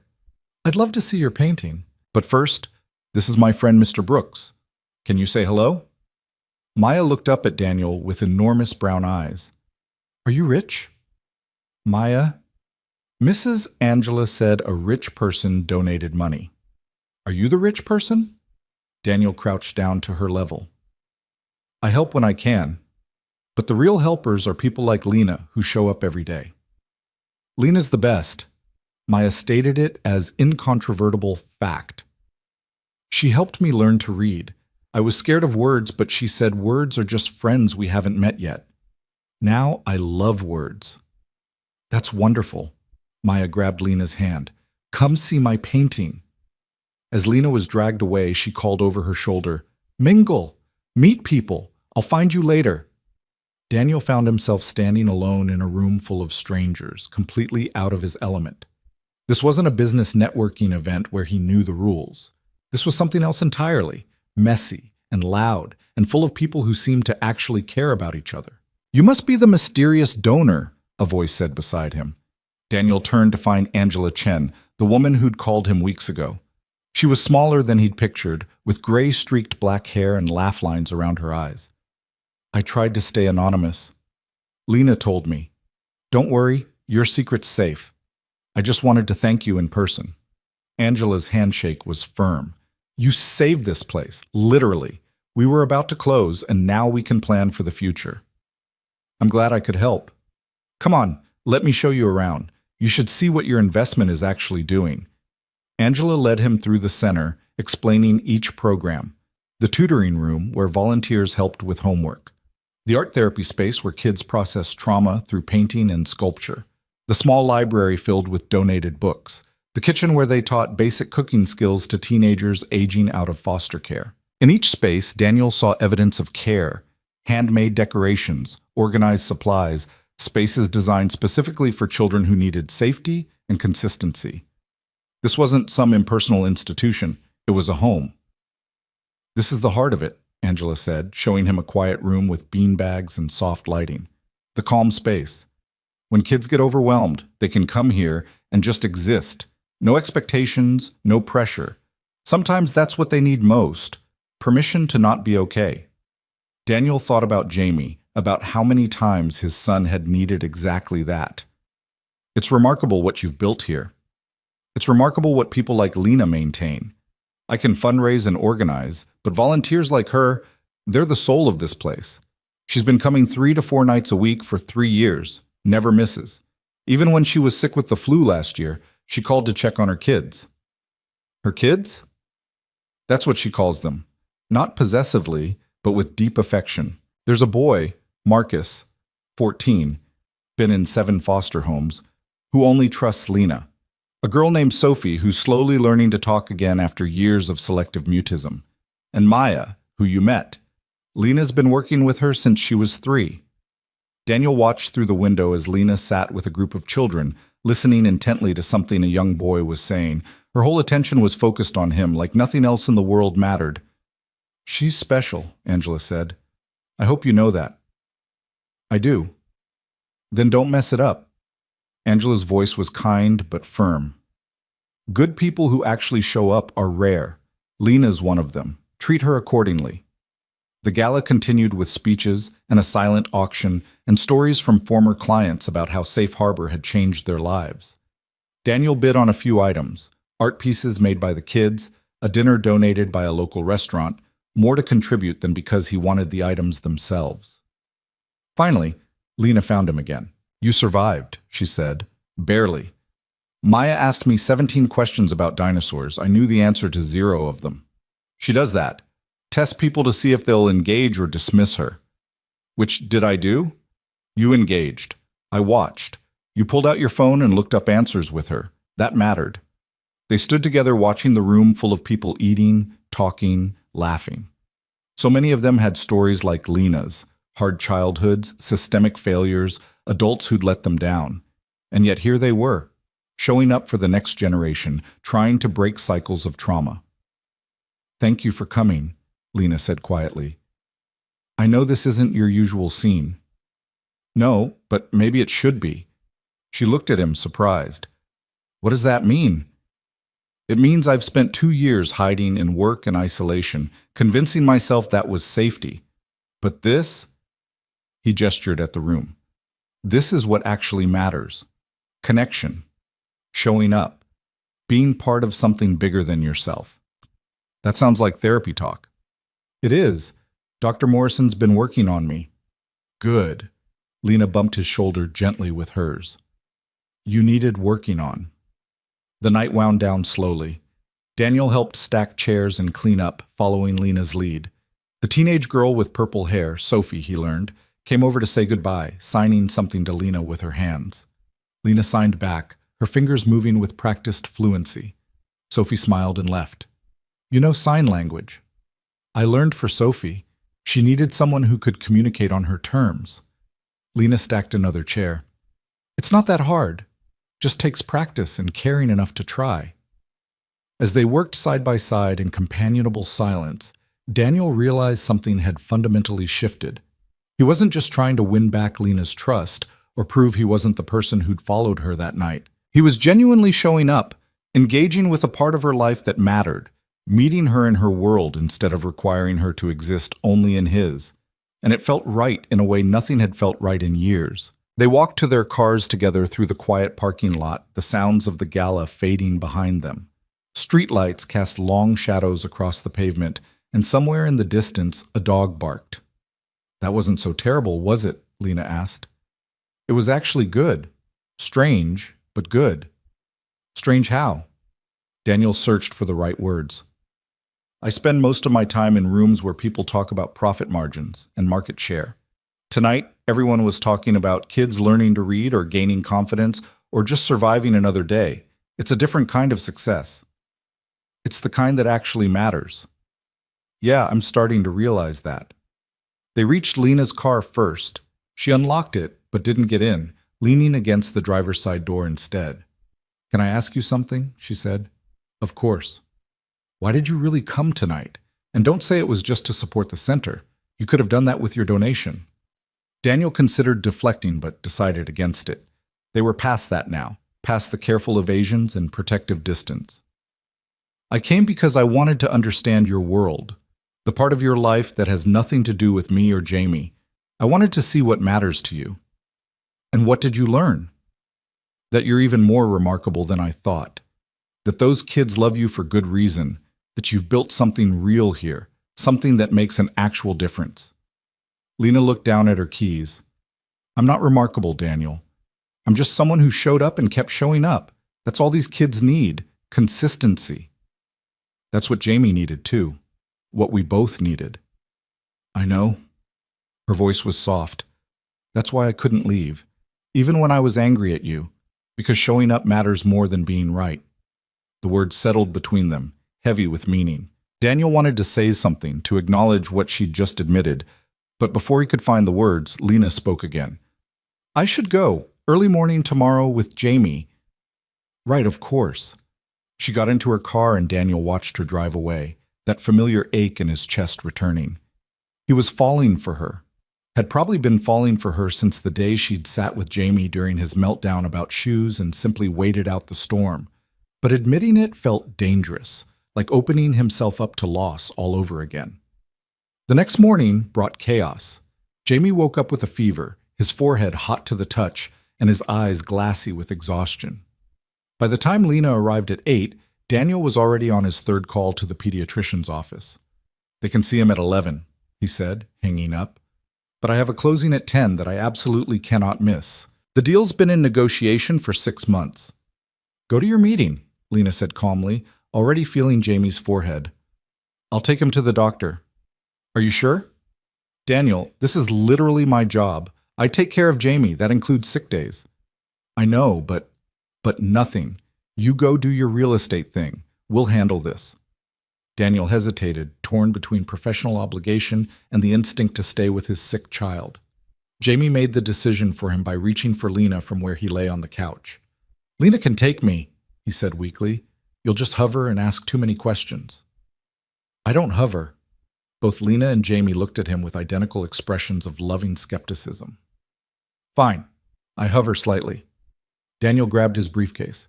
"Call me after the appointment, and if it's anything serious, I'll call you immediately. Now go before you're late." The closing ran long, complicated by last-minute contract amendments, and a buyer who suddenly developed cold feet. Daniel tried to focus but kept checking his phone, waiting for updates. Finally, at 12:30, Lena called. "Ear infection," she said without preamble. "Already picked up antibiotics. He's home and resting." "Did the doctor say—" "Everything the doctor said is written on the discharge papers, which I'll show you when you get home. He needs rest, fluids, and medication every 8 hours. Standard stuff." "Thank you. Really, I don't know what I'd do without you." There was a pause on the line. "You'd figure it out. But I'm glad you don't have to." When Daniel got home at 3, he found Jamie asleep on the couch with a blanket tucked around him. Lena was in the kitchen making soup from scratch, the scent of chicken and vegetables filling the house. "He ate half a grilled cheese and some crackers," she reported. "Took his medicine without complaining. Should sleep for a while." "You made soup." "He needs something gentle on his stomach. This is my grandmother's recipe." "Well, my third foster mother's recipe, technically, but she's the closest thing I had to a grandmother." Daniel watched her chop celery with practiced efficiency. "You didn't have to do all this." "I wanted to. Besides, I'm making enough for all of us. You look like you haven't eaten today." "I haven't." "Then sit. It'll be ready in 20 minutes." Daniel sat at the kitchen island, watching Lena work. She moved through his kitchen like she belonged there, knew where everything was without asking, hummed quietly while she cooked. It struck him that she'd become woven into the fabric of their lives so completely that he couldn't imagine the house without her. "The closing went well?" she asked. "Eventually, lots of last-minute drama, but we got there." "You don't sound very excited." "It's a good deal. Solid investment." But standing in that conference room arguing about clause wording while Jamie was sick, I just kept thinking about what you said at the gala, about what kind of success actually matters. Lena stirred the soup. "I wasn't trying to make you feel bad about your work." "I know, but you made me think about it differently. I've built a career on acquiring property and maximizing profit. And there's nothing wrong with that, but it's not exactly changing lives the way Safe Harbor does. Not everyone can run a nonprofit. Someone has to make money and keep the economy moving. You're being generous. I'm being realistic. The world needs different kinds of work. Yours isn't less valuable just because it's different from mine." Daniel appreciated the kindness, but it didn't fully ease the restlessness he'd been feeling. "When Sarah was alive, we used to talk about doing something meaningful together. Starting a foundation, maybe, or funding scholarships. Then she died, and I just stopped thinking about anything beyond survival." "That makes sense. Grief narrows your world."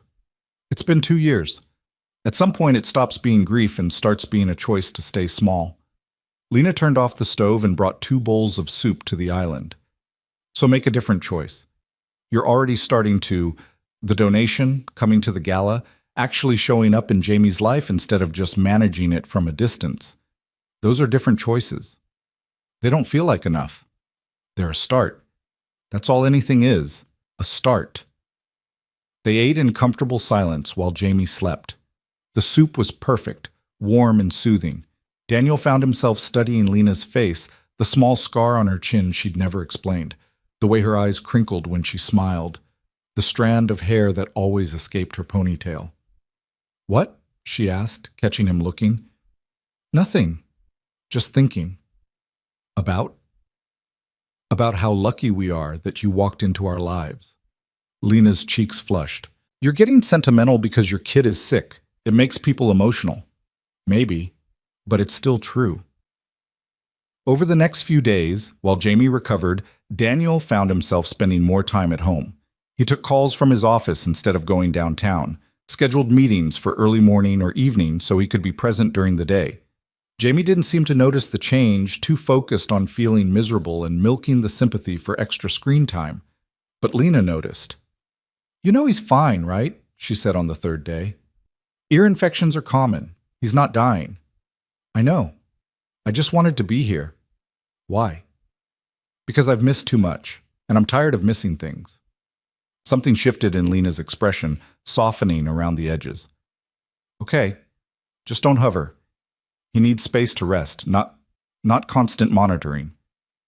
Daniel tried not to hover, but it was difficult. He kept finding excuses to check on Jamie, bringing water, adjusting blankets, asking if he needed anything. Finally, his son looked up from his tablet with exasperation. "Dad, I'm fine. Go do something else." "I'm just making sure." "You're hovering. Lena said you would." She did not. "She did. She said you have good intentions but poor execution when it comes to sick days."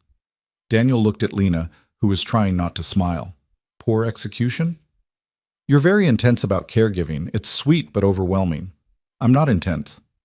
"You brought him water 4 times in an hour. He has a kidney infection, not dehydration." "Ear infection," Jamie corrected. "And I don't need more water. I need you to go away so I can watch my show." Properly chastised, Daniel retreated to his office. But he found it hard to concentrate on work. Instead, he kept thinking about what Dr. Morrison had said about tearing down walls and actually living, about Lena's words regarding different choices. He pulled up Safe Harbor's website again, reading through their programs more carefully this time. The tutoring program caught his attention. They needed volunteers to help kids with homework, especially in math and science. Daniel had been good at math once, before business school, and real estate had consumed his life. Without overthinking it, he filled out the volunteer application. 3 days later, Angela called him. "Got your application," she said, sounding pleased. "Didn't expect to hear from you so soon after the gala. I want to do more than write checks." "Music to my ears. We need math tutors desperately. Most of our volunteers are better with reading and art. Can you commit to one evening a week? Daniel thought about his schedule, about all the evening meetings he routinely scheduled.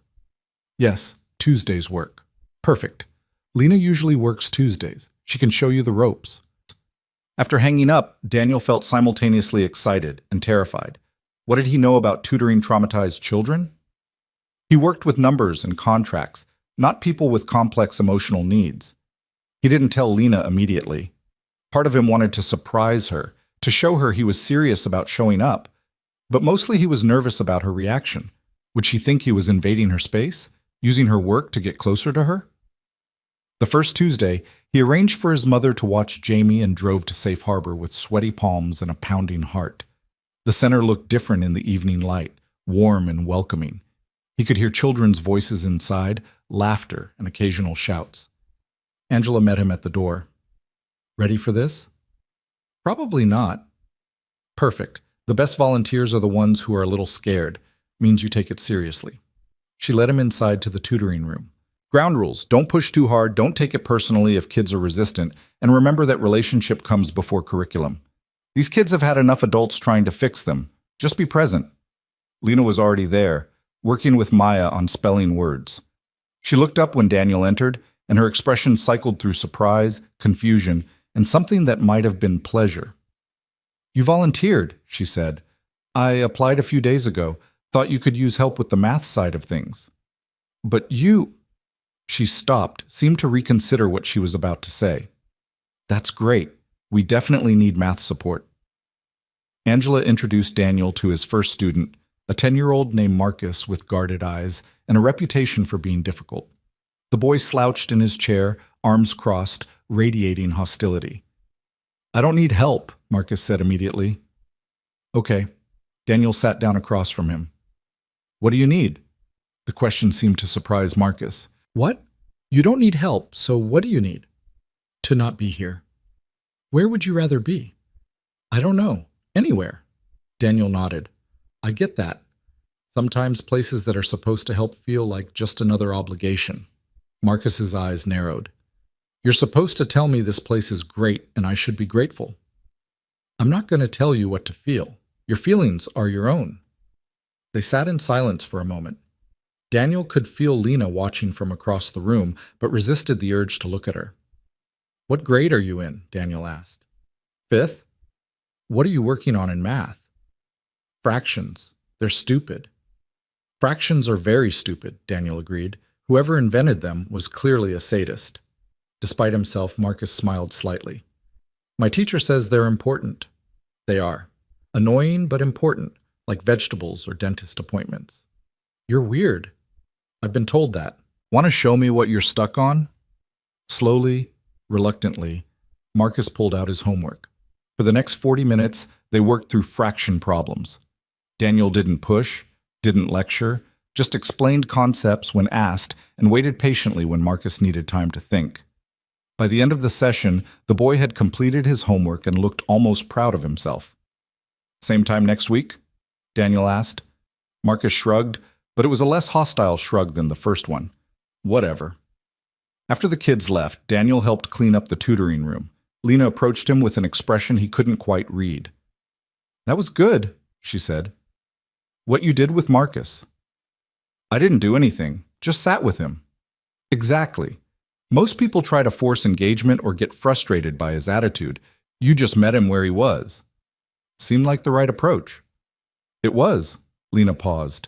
Why didn't you tell me you were applying to volunteer? Honestly, I was nervous about how you'd react. Why would I react badly to you wanting to help? Because this is your space. I didn't want you to think I was invading it or trying to impress you or... Daniel, she touched his arm gently. I think it's wonderful that you're here, really. It shows you meant what you said about wanting to do more than write checks. I did mean it. I know. And for what it's worth, watching you with Marcus, you're good at this. You have the right instincts. The praise warmed him more than it probably should have. Thanks. He's a tough kid. He's been through 7 foster homes. Each one promised him safety and then gave up on him. He doesn't trust adults not to disappear. Then I'll keep showing up. You say that now. But showing up every week, even when it's inconvenient or you're tired or you have something else you'd rather do, that's harder than it sounds. I know, but I want to try. Over the following weeks, Tuesday evenings became the highlight of Daniel's week. He worked with Marcus every session, slowly building trust through consistency and patience. The boy was brilliant when he wanted to be, quick with numbers and capable of complex reasoning. But he'd been let down so many times that he protected himself with hostility and low expectations. Daniel understood that protective instinct. He'd been doing the same thing in his own way, keeping people at arm's length, assuming the worst, building walls to avoid being hurt again. One Tuesday, Marcus actually smiled while explaining how he'd solved a particularly difficult problem. "See? I told you I could do it." "You did. I never doubted you." "Yeah, you did. At first." "You're right. I did. I'm sorry for that." Marcus looked surprised. "Adults don't usually apologize." "Then they should. Everyone makes mistakes." "Even you?" "Especially me. I've made a lot of mistakes lately." "Like what?" Daniel considered how honest to be. "I didn't trust someone I should have trusted. I let my fear make me suspicious instead of talking to them like an adult." "What happened?" "I hurt their feelings, and I'm still working on making it right." Marcus was quiet for a moment, then said, "Is it Lena? The person you didn't trust?"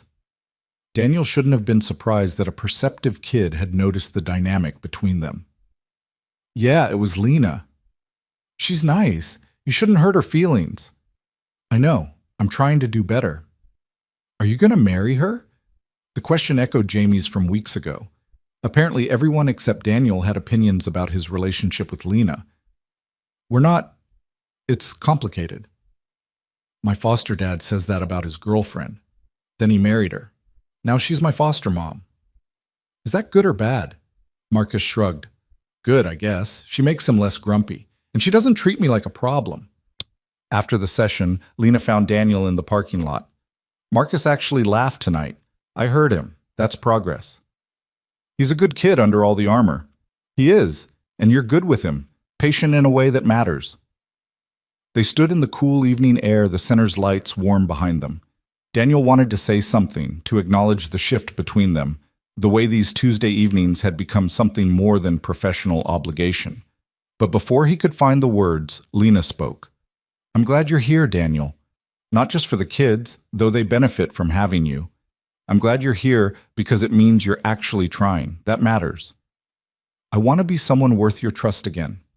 "You're getting there." It wasn't a declaration of forgiveness, but it was something, and for now that was enough.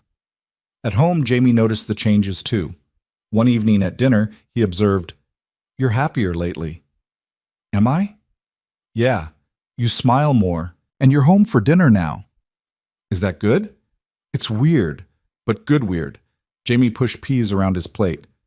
"Lena's happier too." "How can you tell?" "She hums when she cooks now, and she doesn't have that face anymore." "What face?" "The worried face, like when she's thinking hard about something sad." Daniel hadn't realized Jamie paid such close attention to the adults in his life. But of course he did. Children who'd experienced loss became hypervigilant, constantly monitoring for signs of change or danger. "I think we're all doing better," Daniel said carefully. "Things were hard for a while, but they're getting easier." "Because you stopped being weird with Lena?" "Was I being weird with Lena?" "Super weird. You kept looking at her like you wanted to say something, but then you wouldn't say it. And she'd look at you the same way. It was awkward." Out of the mouths of babes. "We had some things to work through." "Did you work through them?" "We're working on it." "Good. Because I like when you're both here and everything feels normal, like a family." The word hung in the air, family. That's what they'd become, the three of them, somewhere along the way. Not quite the traditional structure, but something real nonetheless. A single father learning to open up, a nanny who taught them both how to hope again, and a child healing from loss with the help of two adults who showed up for him every day. That weekend, Daniel took Jamie to the park and ran into Marcus from the tutoring program. The boy was with his current foster parents, a middle-aged couple who looked tired but kind. "Mr. Brooks!" Marcus ran over, actually excited to see him. "This is my foster dad, Tom, and my foster mom, Lisa." Daniel shook hands with the couple, who seemed pleased that Marcus had someone he was enthusiastic about. "He talks about your Tuesday sessions all the time," Lisa said. "Says you're teaching him that math isn't evil." "But math is still evil," Marcus corrected, "but less evil than before." "That's progress," Daniel said, smiling. Jamie, who'd been playing on the swings, came over to investigate. "Who's this?" "This is Marcus. I help him with math at Safe Harbor." The two boys sized each other up with that peculiar intensity children have. "You go to the place where Lena volunteers?" Jamie asked. "Yeah, you know Lena? She works with my dad, takes care of me." "Is your mom dead?" The blunt question would have horrified adults, but Jamie just nodded. "Yeah, yours?" "Don't know, never met her. Been in foster care since I was a baby." "That sucks." "Yeah." And just like that, they understood each other. Two kids who'd experienced loss in different ways, meeting on common ground. They ran off to play together while the adults watched. "That's your son?" Tom asked. "Yeah, Jamie's 7. Marcus doesn't usually warm up to other kids. He's learned to keep distance. Jamie's the same way since his mom died. But sometimes kids recognize each other's hurt. They watch the boys play for a while, their laughter mixing with the sounds of other children.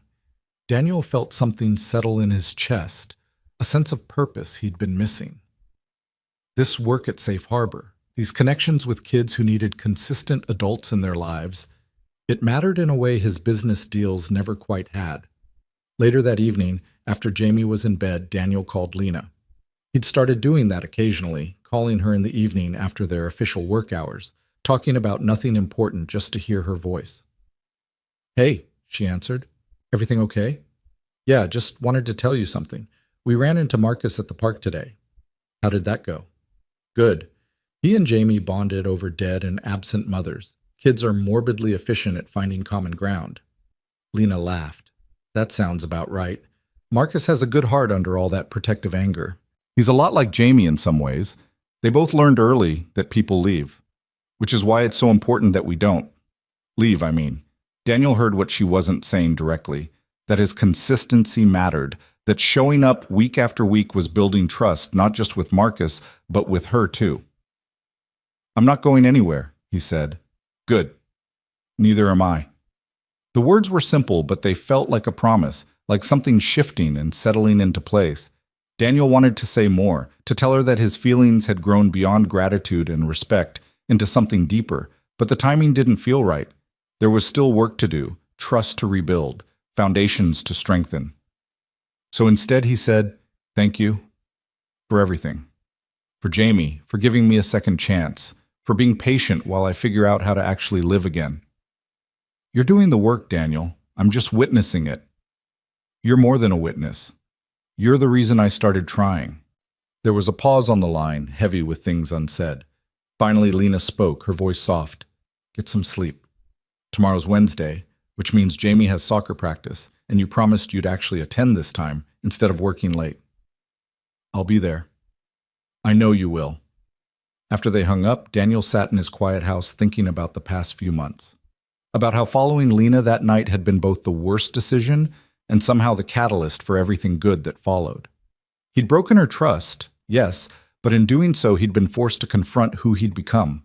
Isolated, suspicious, managing life from a safe distance instead of actually living it. Now he was tutoring kids who reminded him of his own son, attending charity galas and stacking chairs afterward, having real conversations with friends he'd neglected, showing up for soccer practices and school events, building something that looked like a life instead of just an existence. And Lena was at the center of it all, not because she'd demanded changes, but because she'd simply shown him what actual presence looked like, what it meant to show up consistently, to care without controlling, to offer support without conditions. He was falling for her, had been falling for months probably, but he was also becoming someone worthy of falling for, someone who kept his promises, who did more than write checks, who understood that real connection required vulnerability and risk. For the first time since Sarah's death, Daniel felt ready for that risk, ready to hope for something beyond survival, ready to believe that maybe, just maybe, His story wasn't finished after all. The shift happened gradually, like dawn breaking so slowly, you don't notice until suddenly there's light everywhere. Daniel kept showing up at Safe Harbor every Tuesday, kept being present for Jamie's life in ways he'd avoided for 2 years, kept having conversations with Lena that went deeper than schedules and meal plans. And somewhere in all that showing up, the careful distance between them began to dissolve. It was small things at first. Lena started staying for dinner more often, not because Jamie asked, but because Daniel invited her and she said yes. Their conversation stretched longer, moved from the kitchen to the living room, covered topics that had nothing to do with work. Daniel learned that Lena loved old movies but hated romantic comedies because they trivialized real connection, that she'd taught herself to play guitar, but only when she was alone because performing made her anxious, that she'd once wanted to be a teacher but couldn't afford the student loans, so she'd found other ways to work with children. Lena learned that Daniel had played piano as a child, that he still sometimes woke up reaching for Sarah, and the grief of her absence could hit him out of nowhere even after 2 years, that he'd built his business as much out of fear of failure as ambition, that his father had been distant and critical, and Daniel had spent his whole life trying to prove something to a man who died never quite satisfied. They were learning each other, peeling back layers, building something that felt both fragile and surprisingly strong. One evening in late October, after Jamie had gone to bed, they sat in Daniel's living room with mugs of tea. Rain pattered against the windows, and the house felt cozy in a way it hadn't in years. "Marcus told me today that he got an A on his math test," Lena said. "First A he's gotten all year. He worked hard for it. Kid's brilliant when he believes in himself. You're good for him. He needs a consistent male figure who doesn't give up on him." Daniel thought about that. "I almost did give up, 3rd week, when he threw his textbook across the room and told me to leave him alone. I wanted to walk away." "But you didn't." "No." Lena set down her mug. "You've changed, Daniel. Really changed. Not just surface adjustments, but fundamental shifts in how you approach things." "I had to. The person I was after Sarah died. That wasn't sustainable. I was barely surviving, and I was teaching Jamie to do the same, to just get through days instead of actually living them." "What changed it? What made you decide to actually do the work instead of just managing everything from a distance?" Daniel looked at her directly. "You. Following you that night, seeing what you do at Safe Harbor, having you call me out on my behavior. It woke something up. Made me realize I'd been sleepwalking through my life. I was pretty harsh that day. You were honest. I needed honest." They sat in comfortable silence for a moment. Then Lena spoke again, her voice quieter. "I need to tell you something, and I need you to just listen without trying to fix it." Daniel's stomach tightened. "Okay. I'm leaving the nanny job." The words hit like a physical blow. "What? Why?" "Let me finish." Lena took a breath. "Safe Harbor is expanding. Angela secured a grant to add a full-time therapeutic program for kids aging out of foster care, and she wants me to run it. It's everything I've been working toward. A chance to do this work professionally, not just as a volunteer. That's incredible, Lena. Congratulations. But it means I can't work here anymore. The hours would conflict, and I need to give this opportunity my full attention." Daniel felt like the ground was shifting under him. "When?" "I'd give you 2 weeks to find someone else. I know that's not much time, but the program starts November 1st, and I don't want someone else. Daniel, I don't mean I won't hire another nanny. I mean I don't want to lose you from our lives, from Jamie's life, from mine." Lena looked at him with an expression he couldn't quite read. "You're not losing me. I'll still be around. I can still see Jamie, still be part of his life." "As what? A family friend who visits occasionally? That's not the same." "No, it's not. But Daniel, I need to do this. I've been working toward something like this for years. I can't turn it down because Jamie needs consistency. He'll adjust." "What about what I need?" The question came out more raw than he'd intended. Lena's eyes widened. "What do you need, Daniel?" He could deflect, make it about Jamie, keep his walls up, but he'd spent months learning to be vulnerable, to say the hard, true things instead of the safe, easy ones. "I need you. Not as Jamie's nanny, not as someone I employ. I need you as someone who's become essential to my life. Someone I think about constantly. Someone whose opinion matters more than it probably should. Someone I'm falling for despite my best efforts not to. Lena stood up, and for a terrible moment Daniel thought she was going to leave. Instead, she moved to the window, staring out at the rain. "You can't say things like that," she said quietly. "Why not? It's true. Because I work for you. Because there's a power imbalance.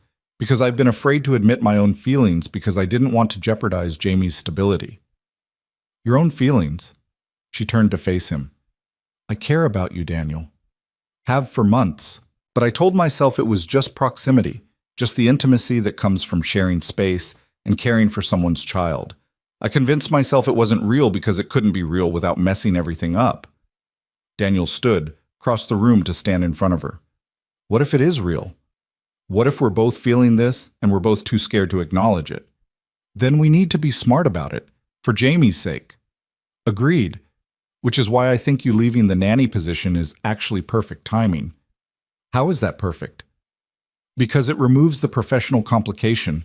You won't work for me anymore. We'll be equals figuring out what this is between us." Lena shook her head. "It's not that simple. Jamie needs stability. He's already lost his mother.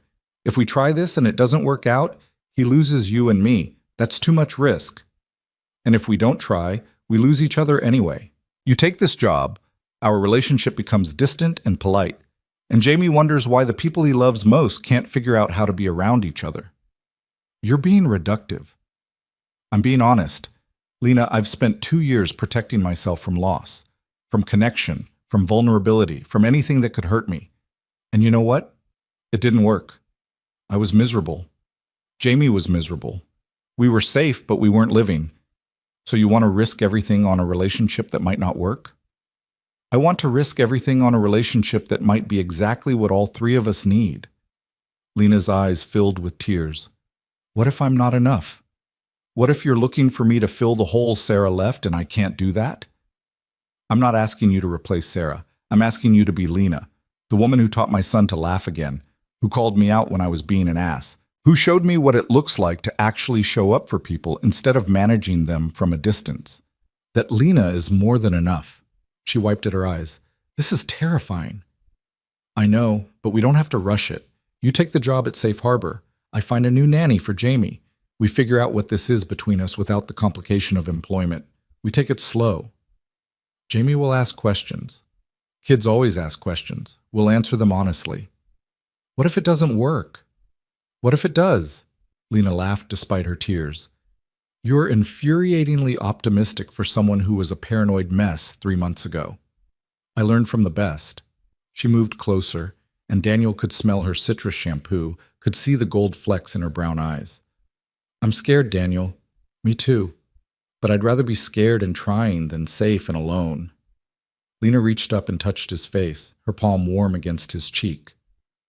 "Okay, we try, but slowly. For Jamie." "For Jamie," Daniel agreed. Then, because he'd learned that sometimes you had to take risks, he leaned down and kissed her. It was soft, tentative, full of promise and fear and hope, all mixed together. When they pulled apart, Lena was smiling. "We're really doing this," she said. "Apparently we are. Jamie's going to lose his mind. Jamie's been trying to set us up for months. He'll be insufferable with satisfaction." They stood there in the quiet living room, holding each other while rain fell outside and the future stretched out uncertain and terrifying and full of possibility. The next morning, they sat Jamie down before school. "We need to talk to you about something," Daniel said. Jamie looked between them with knowing eyes. "You're getting married." "What? No, we're not. We haven't even—" Lena laughed. "Why does everyone jump to marriage?" "Because you guys look at each other weird, like you want to hold hands but you're too chicken." "Chicken is not the word I'd use," Daniel said. "But yes, we've been figuring out our feelings for each other." Finally, Jamie rolled his eyes with the dramatic exasperation only a 7-year-old could muster. "I've been waiting forever. It's been 3 months since you first asked about it. That's forever in kid time, so what's happening?" Lena took over. "I'm going to stop being your nanny. I got a new job at Safe Harbor, doing the work I love. Your dad will hire someone else to help take care of you." Jamie's face fell. "You're leaving?" "Not leaving your life, just changing my role in it. I'll still be around. I'm just not going to be working for your dad anymore." "Why not?" Daniel chose his words carefully. "Because Lena and I want to see if we can be more than employer and employee. And that means we need to change our professional relationship." "You want to date?" Jamie stated it as fact. "We want to see if that's something that works for all of us. But it's important to me that you're okay with it. If you're not comfortable..." "Dad, I literally asked you to marry her like 2 months ago. Of course I'm okay with it." "You might feel differently when it's actually happening, and that's okay. Your feelings matter most here." Jamie considered this. "Will the new nanny be as good as Lena?" "Nobody's as good as Lena," Daniel said honestly, "but we'll find someone kind and patient who takes good care of you." "Will Lena still come over?" Lena smiled. "If you want me to, absolutely. I'm not going anywhere, buddy, just changing hats." "Okay," Jamie shrugged. "Can I have pancakes for breakfast?" And just like that, with the resilience of children, he moved on. Daniel and Lena exchanged glances over his head, relief and amusement mixed together.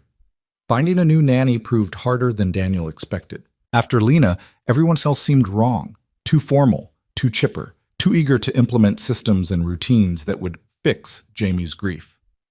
Finally, they found Clara, a retired teacher in her 60s who had raised 4 children and knew that sometimes kids just needed steadiness without solutions. "I'm not here to replace anyone," Clara said during her interview. "I'm here to show up every day and make sure this young man has what he needs. That's it." Jamie liked her immediately, especially when she taught him to play chess and didn't let him win just because he was 7. Lena's last day as Jamie's nanny was bittersweet. She made his favorite dinner, chicken tacos with all the toppings, and they ate together, the 3 of them, in the kitchen that had become so familiar. "This isn't goodbye," Lena reminded Jamie. "I'll see you this weekend. We're going to the Science Museum, remember? And Dad's coming too?" "If he wants to." Daniel nodded. "I want to." After Jamie went to bed, Daniel walked Lena to her car. She'd be starting at Safe Harbor on Monday, diving into the work she'd been preparing for. He was proud of her and terrified of what this shift meant for them. "Thank you," he said, "for everything, for saving us, for being patient while I figured out how to be human again. You're giving me too much credit. You did the work. You made me want to do the work. That's the gift." Lena kissed him, soft and sweet. "I'll see you Saturday, 10 o'clock at the museum?" "We'll be there." He watched her drive away, but this time the ache in his chest was different. Not loss, but anticipation. Not fear, but hope. The next few weeks were an adjustment for everyone. Claire settled into the routine with Jamie, who accepted her presence with the cautious optimism of a child who'd learned not to expect permanence. Lena threw herself into her new role at Safe Harbor, developing curricula and support systems for teenagers aging out of foster care. And Daniel continued his Tuesday tutoring, kept showing up in Jamie's life, kept building something that looked like a full existence instead of just survival. He and Lena dated carefully, consciously. Coffee dates while Jamie was at school, dinner at restaurants on the other side of town where they could be just Daniel and Lena instead of Jamie's dad and former nanny. Long phone calls after Jamie was asleep where they talked about everything and nothing. "I feel like a teenager," Daniel confessed one night, "sneaking around, making sure Jamie doesn't see us holding hands, getting butterflies before I see you." "Is that bad?" "No, it's terrifying and wonderful, and I wouldn't change it." A month into this new arrangement, Safe Harbor held another fundraising event, smaller than the gala, more of a community open house to showcase the new programs. Daniel brought Jamie, who was excited to see the place where his dad volunteered and where Lena now worked. Marcus found them immediately. "Jamie, you came!"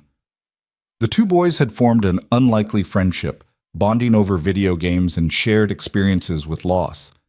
They ran off together while Daniel found Lena giving a tour to potential donors. She looked different in this context, confident, passionate, completely in her element as she explained the therapeutic programs and the research behind their approaches. Daniel watched her with pride and something deeper, something that felt like love but was almost too big to name. When the event wound down, the four of them, Daniel, Lena, Jamie, and Marcus, helped clean up. The boys stacked chairs while the adults broke down tables. "This is nice," Marcus said to Jamie, "like family stuff." "Yeah," Jamie agreed. "It's pretty good." Daniel caught Lena's eye across the room. She smiled and he felt something settle in his chest. This was it, this messy, complicated, beautiful thing they were building together. Not replacing what was lost, but creating something new. That night, after dropping Marcus back at his foster home and getting Jamie to bed, Daniel found Lena sitting on his back porch. She'd stayed after saying goodnight to Jamie, and they'd fallen into the habit of these quiet moments together. "Can I ask you something?" Daniel said, sitting beside her. "Always." "Do you ever regret it? The way things happened with us? The following, the fighting, all the complicated stuff?" Lena thought about it. "No, because all of that showed me who you really are. Not the polished, successful businessman you present to the world, but the scared father trying to protect his kid. The man who makes mistakes but owns them. The person who's willing to change when change is hard. I was an ass. You were, but you got better. I'm still working on it. We're all works in progress, Daniel. That's kind of the point." He reached for her hand, lacing their fingers together. "I love you. I should probably wait to say that, do the whole appropriate timeline thing, but I love you, and I think I have for months." Lena squeezed his hand. "I love you too, even when you're being an ass, especially when you're being brave enough to admit it." "Where do we go from here?" "Forward. Together. Slowly and carefully, and with Jamie's well-being at the center of every decision. But forward." "That sounds perfect." 3 months later, Daniel stood in Safe Harbor's community room watching Lena facilitate a group session with teenagers. She was in her element, drawing out quiet kids, redirecting loud ones, creating space for healing without forcing it. He'd come to drop off some supplies she'd forgotten and found himself captivated by watching her work. Jamie and Marcus were in the tutoring room with another volunteer. Clara had the night off, and Daniel had brought his son to Safe Harbor for the evening. It had become their routine. Tuesdays at Safe Harbor together, followed by dinner at the taco place Jamie loved. His phone buzzed with a text from his mother. "Thanksgiving at my house. You're bringing Lena, yes?" He typed back, "Yes, fair warning, Jamie's been telling everyone we're getting married." "And are you?" Daniel looked at Lena through the window, at the way she listened with her whole body, at her patience and strength and grace. "Eventually, when the timing's right. Don't wait too long. Life's short, and she's remarkable." "I know." After the session ended, they collected Jamie and Marcus and headed to dinner. The boys argued good-naturedly about which video game was superior, while Daniel and Lena shared knowing glances across the table. "This is weird," Jamie announced suddenly. "What is?" Daniel asked. "This. Us. All being together like a real family. It's weird, but good weird. Like when something's different, but you realize different is actually better." Marcus nodded agreement. "Way better than my first 3 foster families. They didn't get tacos." "That's a low bar," Lena said, smiling. "Yeah, but you guys are way above it, like way, way above it." After dropping Marcus home, they drove back to Daniel's house in comfortable silence. Jamie fell asleep in the back seat, exhausted from the evening. "I'll carry him up," Daniel said, but Lena was already unbuckling Jamie, lifting him with practiced ease. They got him into bed together, a team without needing to coordinate. Daniel pulled off Jamie's shoes while Lena helped him into pajamas. They'd done this dance enough times that it felt natural, effortless. "Stay tonight," Daniel said as they headed downstairs. "Not like that, just stay. Have breakfast with us in the morning. Let's stop pretending you're not already part of this family." Lena smiled. "Okay, but I'm sleeping in the guest room. We're still taking things slow. Frustratingly slow. Good things take time." She was right, of course. They'd built this relationship carefully, with intention and honesty, and Jamie's needs at the forefront. It wasn't the whirlwind romance of movies. It was better, grounded in reality, strengthened by adversity, built on a foundation of actual trust instead of assumptions. The next morning, Jamie came downstairs to find Lena making pancakes while Daniel attempted to help and mostly got in the way. "Lena stayed over," Jamie observed. "Is that okay?" Daniel asked. "Yeah, makes sense. She's basically here all the time anyway." Not all the time. Most of the time. And when she's not here, you're texting her or talking about her, or being all smiley because you're thinking about her. I'm not that obvious. Both Lena and Jamie looked at him with identical expressions of loving skepticism. Okay, maybe I'm that obvious. After breakfast, the three of them went to the park. It was a crisp November morning, the kind where you could see your breath and the light had that particular golden quality. Jamie ran ahead to the playground while Daniel and Lena walked slowly behind. I've been thinking, Lena said, about next steps. Daniel's heart rate picked up. What kind of next steps? I want to meet your mother properly, not as Jamie's nanny, but as your girlfriend. I want to have dinner with your friends. I want to stop compartmentalizing our life together. I want that too. And eventually, when the time is right, I want to talk about what forever looks like for us. Not rushing toward it, but acknowledging that's the direction we're heading. Daniel stopped walking, turned to face her. Forever sounds terrifying and perfect. It does, doesn't it? Lena Carter, you are the most remarkable person I've ever met. You saved my life.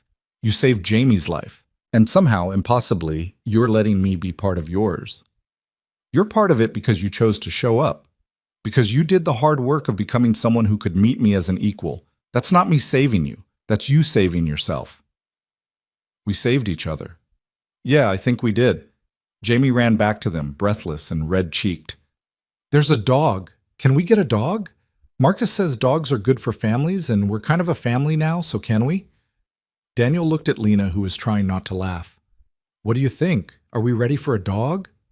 I think, Lena said carefully, that this family could probably handle a dog, if we all agree to take care of it together. All of us? Jamie's eyes were huge. So, Lena's officially part of our family? She's been part of our family for a while, buddy. We're just making it more official. Does that mean you're getting married? Eventually, probably, when everyone's ready. I'm ready now. You don't get a vote on the timing, Daniel said, but your opinion matters in every other way. Jamie hugged them both, fierce and sudden. I like our family. It's weird because it's not like other families, but it's good. Mom would like it too. The mention of Sarah could have been painful, but instead it felt right. She was part of their story, part of what shaped them, and she deserved to be acknowledged. I think she would, Daniel agreed quietly. She'd love Lena, and she'd be proud of how brave you've been. That afternoon, at Daniel's mother's house for an impromptu Sunday dinner, his mother pulled him aside in the kitchen.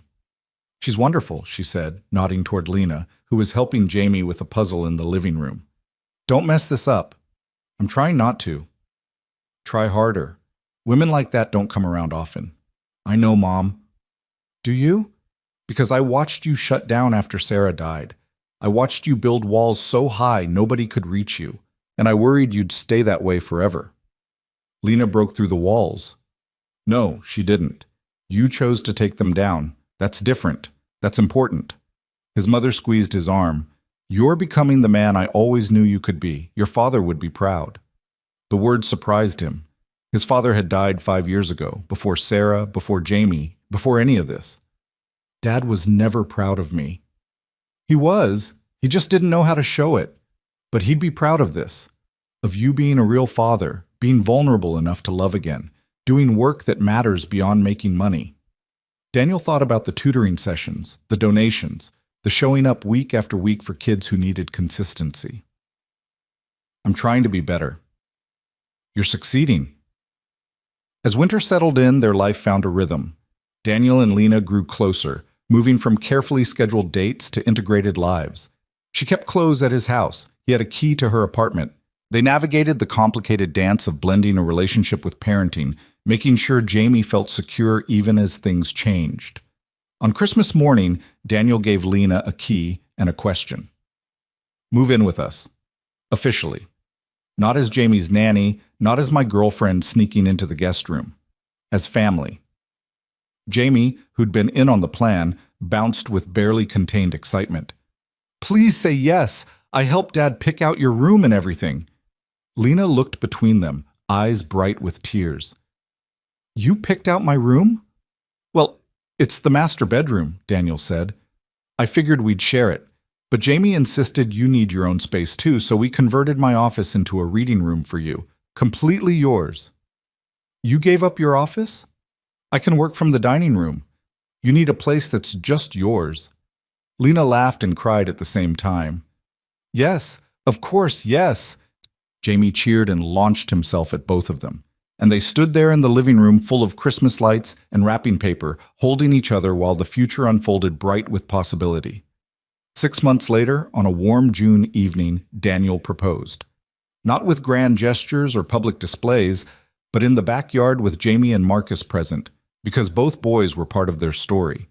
He got down on one knee in front of the woman who'd taught him how to hope again and asked her to make this family official.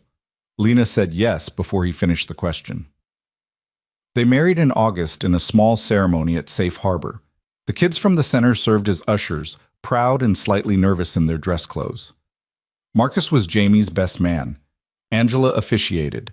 And when Daniel kissed his bride in front of family and friends, and the children they'd both committed to serving, he felt something he hadn't felt since Sarah died. Complete. Not because Lena filled the hole Sarah left, but because she'd helped him become someone capable of building a new life without erasing the old one. Someone who could honor the past while embracing the future. Someone who showed up, who took risks, who chose love over fear. At the reception, Jamie gave a toast that was mostly about how he'd known they'd get married from the beginning, and everyone had been too slow to realize it. Marcus added that their family was weird, but the best kind of weird. And when the dancing started, Daniel pulled his new wife close and whispered, "Thank you." For what? For seeing who I could be, for being patient while I got there, for building this with me. Lena smiled against his shoulder. We built it together. That's what matters. Years later, when people asked Daniel about his journey from grieving widower to remarried father to nonprofit board member and advocate for foster care reform, he always came back to the same moment. That night when he'd followed Lena to Safe Harbor, expecting to find evidence of betrayal and instead finding someone who dedicated her life to showing up for others. He'd been looking for reasons to push her away, to confirm that people couldn't be trusted, that isolation was safer than connection. Instead, he'd found someone who challenged him to be better, who refused to accept his walls, who loved him and Jamie enough to demand they actually live instead of just survive. The irony wasn't lost on him. His worst instinct, the surveillance, the suspicion, the inability to trust, had led him to his greatest gift. Not because following her had been right, but because getting caught, being confronted, having to face who he'd become, had forced him to change. Some nights, Daniel still woke up missing Sarah. The grief never fully disappeared, just changed shape, became something he could carry alongside his love for Lena instead of something that consumed him entirely. Both women had shaped him, both loves had meaning, and honoring one didn't diminish the other. Jamie grew up with two mothers in his heart, one who'd given him life and died too soon, one who'd taught him how to hope again. He understood, in the way children raised with honesty do, that families could be complicated and beautiful and strong enough to hold multiple truths at once. And Marcus, who eventually was adopted by Tom and Lisa but never stopped coming around, learned that family wasn't just biology or legal documents. It was people who showed up, who kept showing up, who chose you every day. On their 5th wedding anniversary, Daniel and Lena stood in the backyard of their home, the same house where Daniel had once watched security footage of her leaving, where he'd built walls to keep grief out and accidentally kept life out too. Jamie was 12 now, helping Marcus prepare for high school. Clara still came by occasionally, part of their extended chosen family. "Do you ever think about that night?" Lena asked, reading his thoughts the way she often did. "When you followed me?" "All the time. It was the worst thing I did and somehow the thing that saved me." "Not the worst thing, just the thing that forced you to confront who you'd become. A paranoid mess who couldn't trust anyone. A scared father trying to protect his child the only way he knew how." Lena laced her fingers through his. "You learned better. That's what matters." "I learned from you." "We learned from each other. I learned it was okay to let people in, to build something with someone instead of always going it alone, to trust that not everyone leaves." Daniel pulled her close, breathing in her familiar scent, feeling the solid reality of her in his arms. I love you. I'll never get tired of saying it. Good, because I'll never get tired of hearing it. Inside, they could hear Jamie laughing at something Marcus said, the sounds of family and normalcy and a life built on foundations of trust and honesty and showing up even when it was hard. Daniel had started this journey in fear, built walls to protect himself from more loss, tried to control everything through surveillance and distance. And he'd ended it by tearing down those walls, by choosing vulnerability, by learning that the only way to truly protect the people you love was to be present with them, not to monitor them from afar. He'd learned that real love didn't control or rescue. It showed up. It stayed. It did the hard work of being honest and present and imperfect together. And in learning that, he'd found not just a wife, but a partner. Not just a stepmother for Jamie, but a woman who'd helped them both become whole again. Not just someone to fill the silence, but someone whose presence made the noise of life beautiful. Some stories end in tragedy, some in triumph. This one ended in transformation, a single father learning to let go of fear, a woman who'd survived her own trauma helping others heal, and a child learning that family could be rebuilt from broken pieces into something even stronger than before. They'd started with suspicion and secrets. They'd ended with trust and truth, and a love that had been tested by fire and emerged tempered, resilient, real. And on warm summer evenings, when the family gathered in the backyard and the laughter rose into the twilight, Daniel would sometimes catch Lena's eye and remember the man he'd been, scared and isolated and barely surviving. Remember the moment she'd called him out, refused to accept his walls, demanded he be better. Remember that sometimes the things that break you open are exactly what you need to let the light back in.